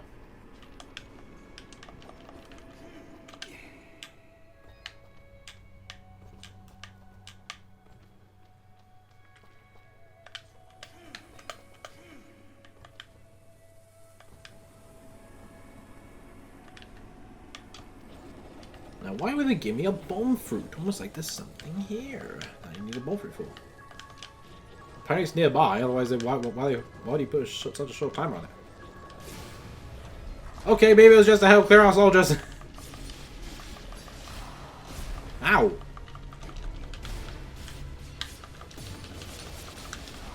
Jesus Christ, I'm trying to quick step. Why don't you let me quick step?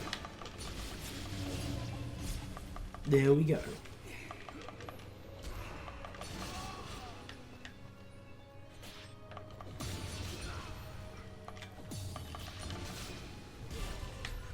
Alright, moving on.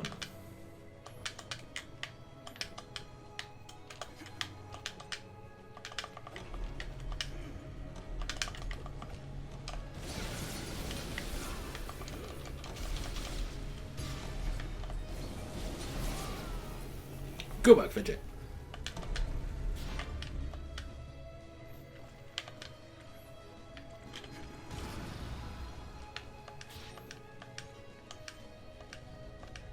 Oh!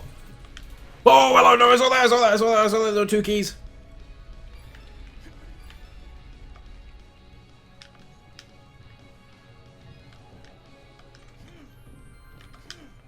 Now, what's left of here? Bloms!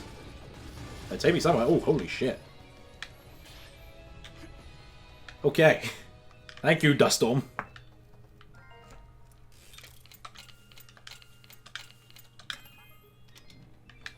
Ooh, a wedding ring. That cuts down Fidget by a lot. Holy shit. I think I'll be fine with these. Thank you. Where actually sells some stuff. Next time I see Sarah. Fuck.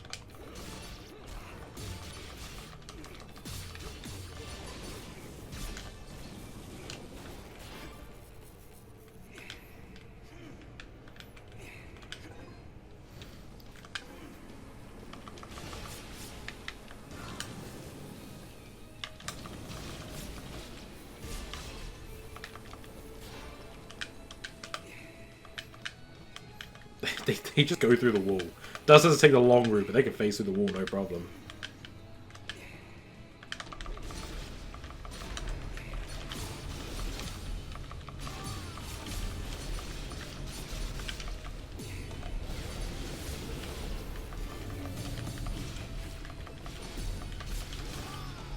I think if you were to go for a 1000 hit combo, I think this would be an alright place to do it. However, like, you gotta keep in mind, the Gaia soldiers will fight back.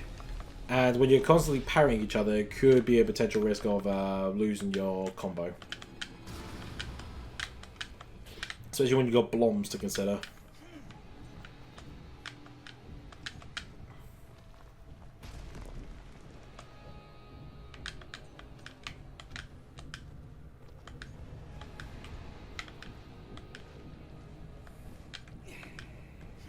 Oh, damn it.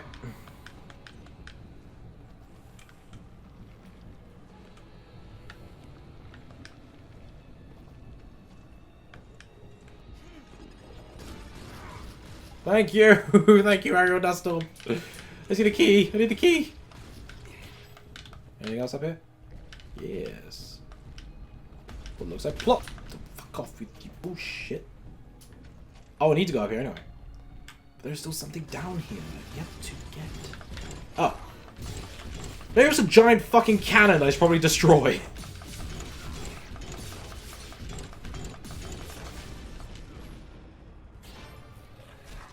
Okay.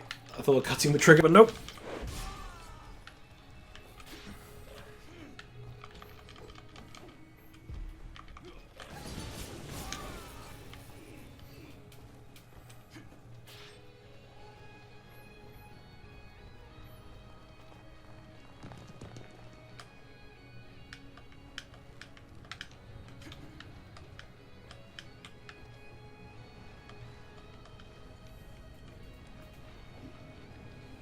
There's got to be something else here. Like, I'm missing something, clearly.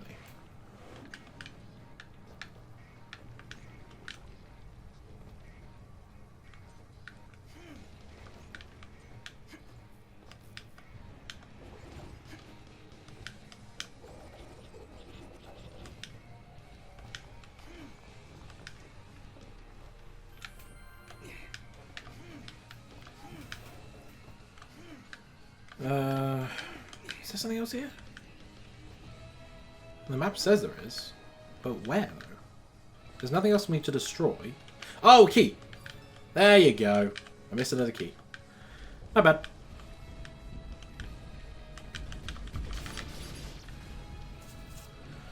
Alright, we're near the end.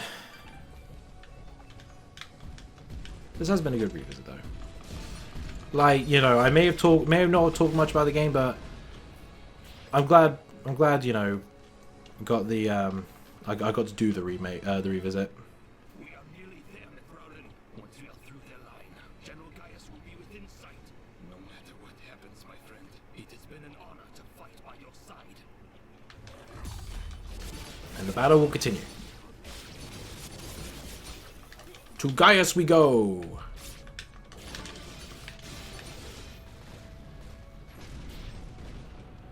Onwards, Moonbloods!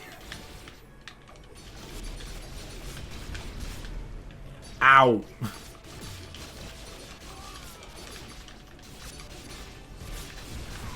Ow, dick!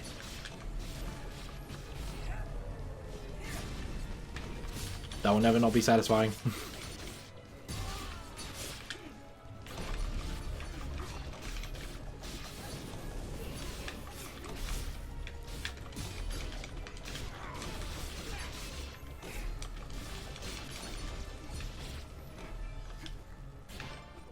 Onwards we go!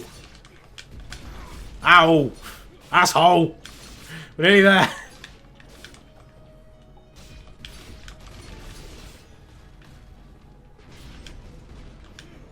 Come on, people, let us go!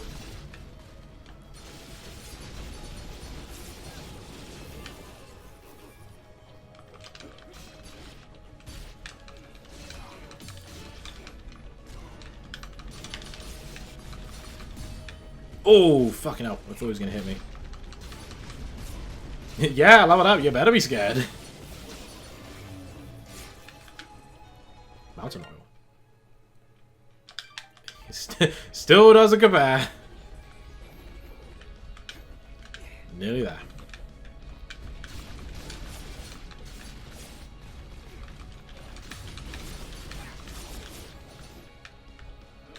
I should probably change that.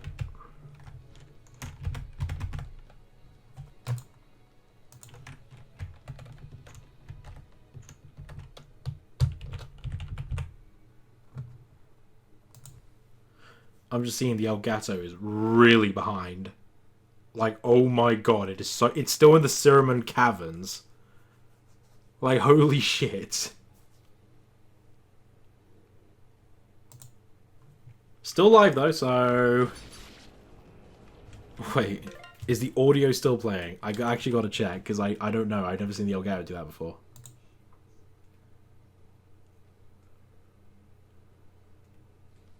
Yep, audio's still playing. Okay, that's good.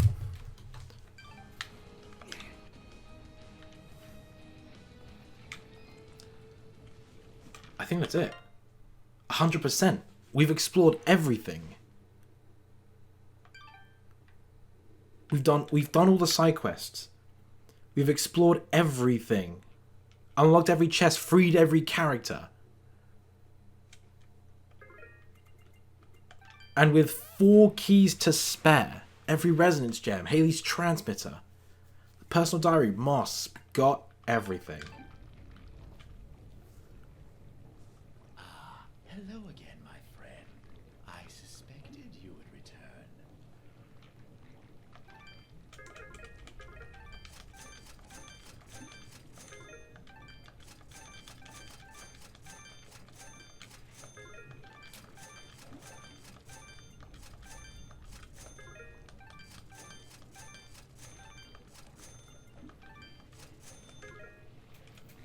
I don't need to sell those, and I don't want to sell the cooler. But we got over here. We've done it. Here we are. The final stretch.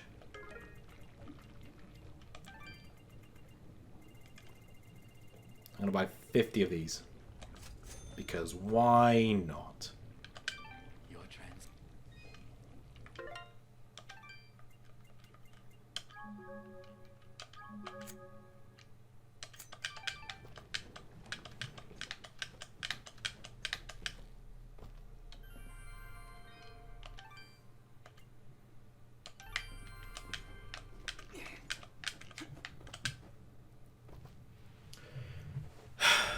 Here we go. The final battle.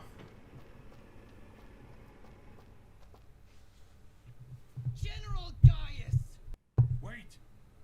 Wait. Just a moment. Lower your weapons. I said lower your weapons! You have much to answer for, General. And what of you, my friend? A year ago I heard stories of your death, at the hands of a child, no less. Now here you stand, not only alive, but leading the very creatures we've been charged to destroy. You've been charged to destroy, not me. What happened to you, Cassius? Cassius? Do you not remember your own name? What have those damned moonbloods done to you? What did you call me? Cassius! That's who you are! Don't listen to him! You're Jin now! Remember that! You're remembering now, aren't you? Together nothing stood in our way. We shaped this world together, and together we can finish what we started. You ordered the deaths of countless people. Countless Moonbloods. Moonblood sympathizers. Anyone that stood in your way. Yes, and you carried them out. Lower your blade, old friend. First we destroy these Moonbloods once and for all.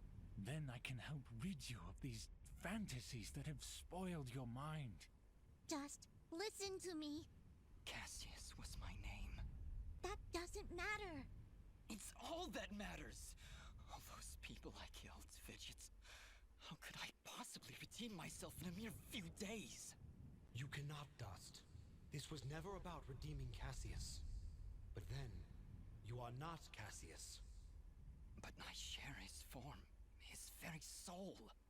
That doesn't matter! Why do you keep saying that? Because you're not just Cassius! Jin didn't kill those people. Jin saved Aurora and Mudpot Village. Jin stopped Fuse, saved Lady Tethys, and now he's the only thing standing against General Gaius. Cassius would destroy the Moonbloods. But Jin, he would protect them. No, Fidget. You're wrong. Jin didn't do any of those things. Then you finally come to your senses.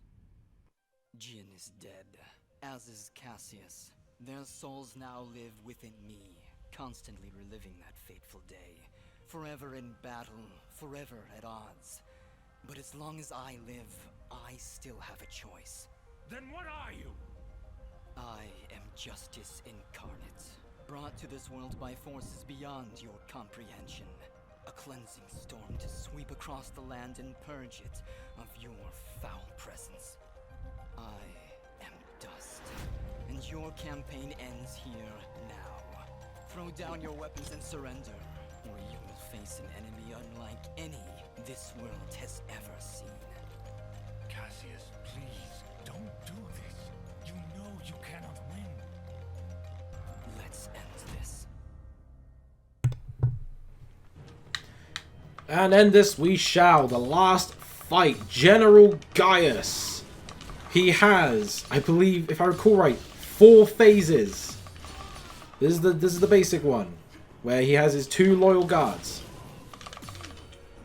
As long as you keep up with the fidget, but even then the fidget doesn't really do that much in terms of actual attack.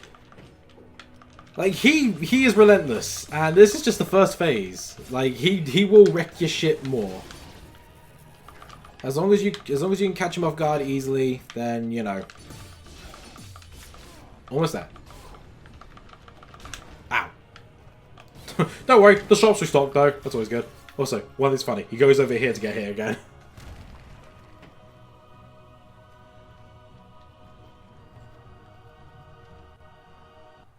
You cannot win, Cassius. You never could beat me. Stop calling me Cassius! There was a time when you stood by my side. We were allies once. Not anymore, General. I'm not your ally, and I'm not your friend. Now raise your blade or drop it. You never could scare me either, Cassius. Very well. To the death. I honestly think he can get caught in that. Yeah, watch out for those purple balls. They will do damage.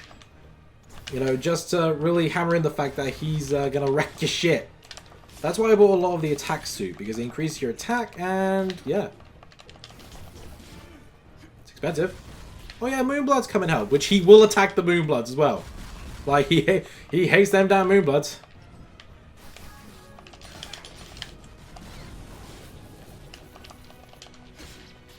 Oh, stop. I'm sorry, Moonblood.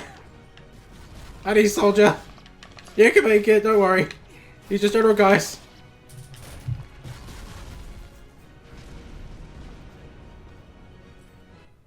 Don't you remember anything, Cassius? Why would you draw your blade against your fellow soldiers? Why would you draw your blade against me? You're destroying this world, Gaius. You and your soldiers cannot be allowed to continue your campaign. This world belongs to the strong, Cassius. It belongs to us. Don't you remember your duty? Don't you remember your friends? I remember everything. And it changes nothing! I think bomb fruits, they really don't do that in terms of damage, it seems. Or you can just block against them. Or you can just blow it right in my face. Fair enough.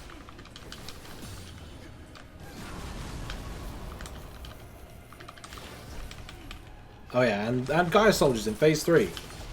Because the Moonbloods can't go down this deep.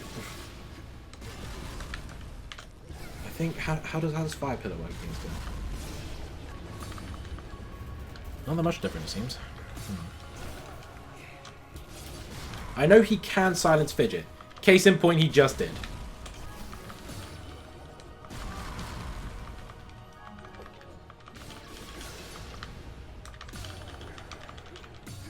Man, that silence lasted a bit longer than normal. Oh, look at that. Fucking hell.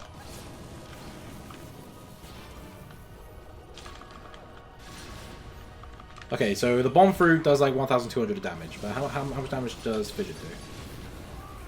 A fair amount! Fair enough. Oh! Ah! Come on! Yes! Last phase, last phase. This is where it ends! And this is where you learn that Gaius can essentially ignore the rules of gravity. He will never hit the lava. Never. Oh yeah, there's lava over there, see? Yeah, he will never hit the lava. I think he'll sometimes triple jump just to avoid the fucking lava. Double jump! Come on!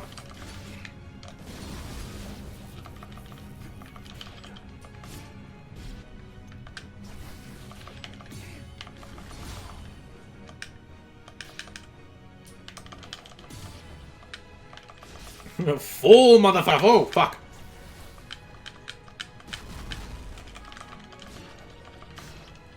Why am I facing the other way? Come on.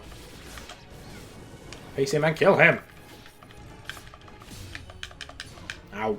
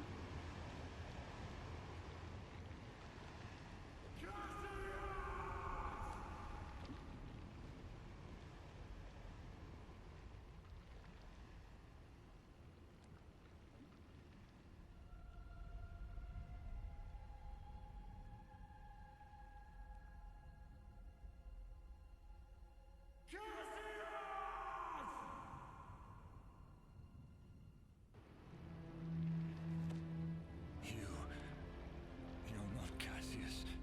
Yes, I am. Yes, you are.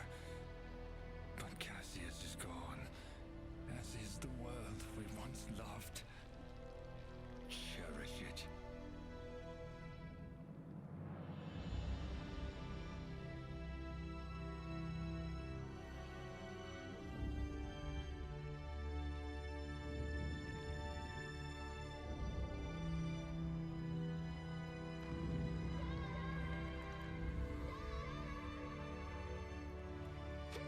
There, I see him. Dust? Dust! Fidget, get out. Go. Not without you. Come on, Dust. Get off. We did everything right, Dust. Everything we were supposed to do. And sometimes that's not enough, Fidget. When the life threat calls. Fidget. Thank you. Goodbye, Dust.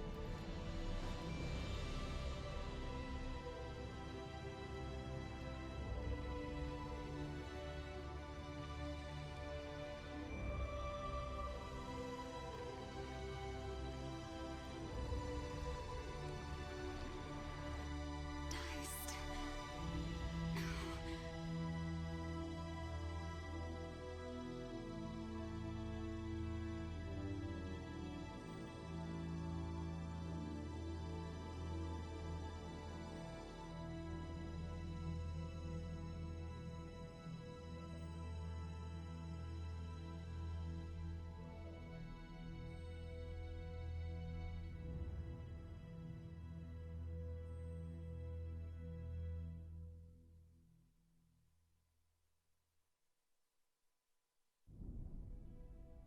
Through the actions of our Sen Mithrarin Dust, the Moonblood race is finally free.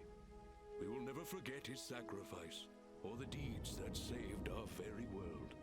We shall always remember what happened here. Dust's sacrifice will allow the Moonblood race to rise again, to rebuild our glorious civilization, and live peacefully among the races of this world. Though it may appear that Dust has fallen here today, the force of good is not so easily extinguished. Sen Mithrarin was born of dust, a current from the winds of change, a harbinger of storms yet to come.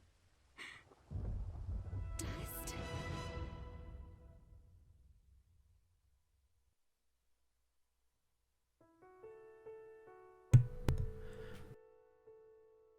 typing still gets me. And there you go. This has been Dust and Elysian Tale. I still love this game. It is the greatest game I've ever played in my life, and just Dean Dodrill, you absolute legend. Just, you can tell his love and passion went into this project, and it just shows. Just the characters, the gameplay, it's so beautiful. And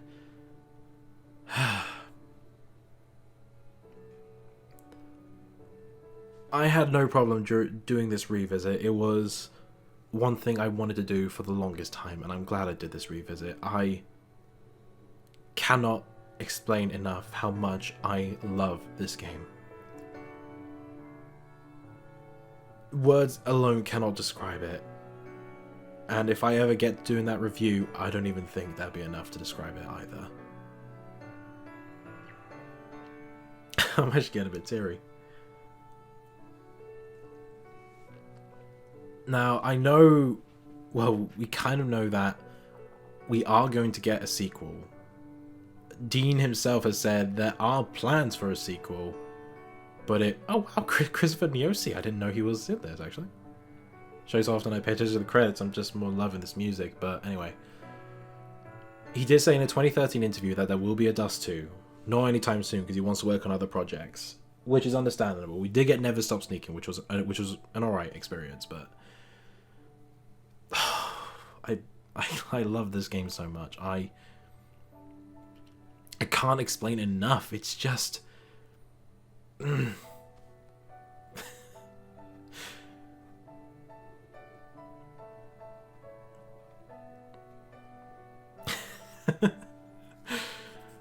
I'm so glad I've got this. I'm actually, shout outs to my good friends in America, Anne and Jabari. Thank you so much for just getting me the limited run version of this, and I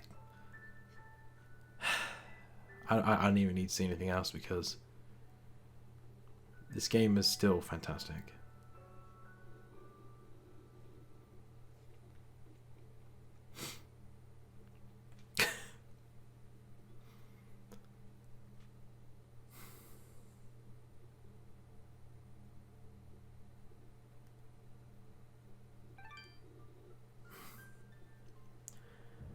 A very good stream. I'm glad I did this revisit. Do I plan on revisiting other games in the future?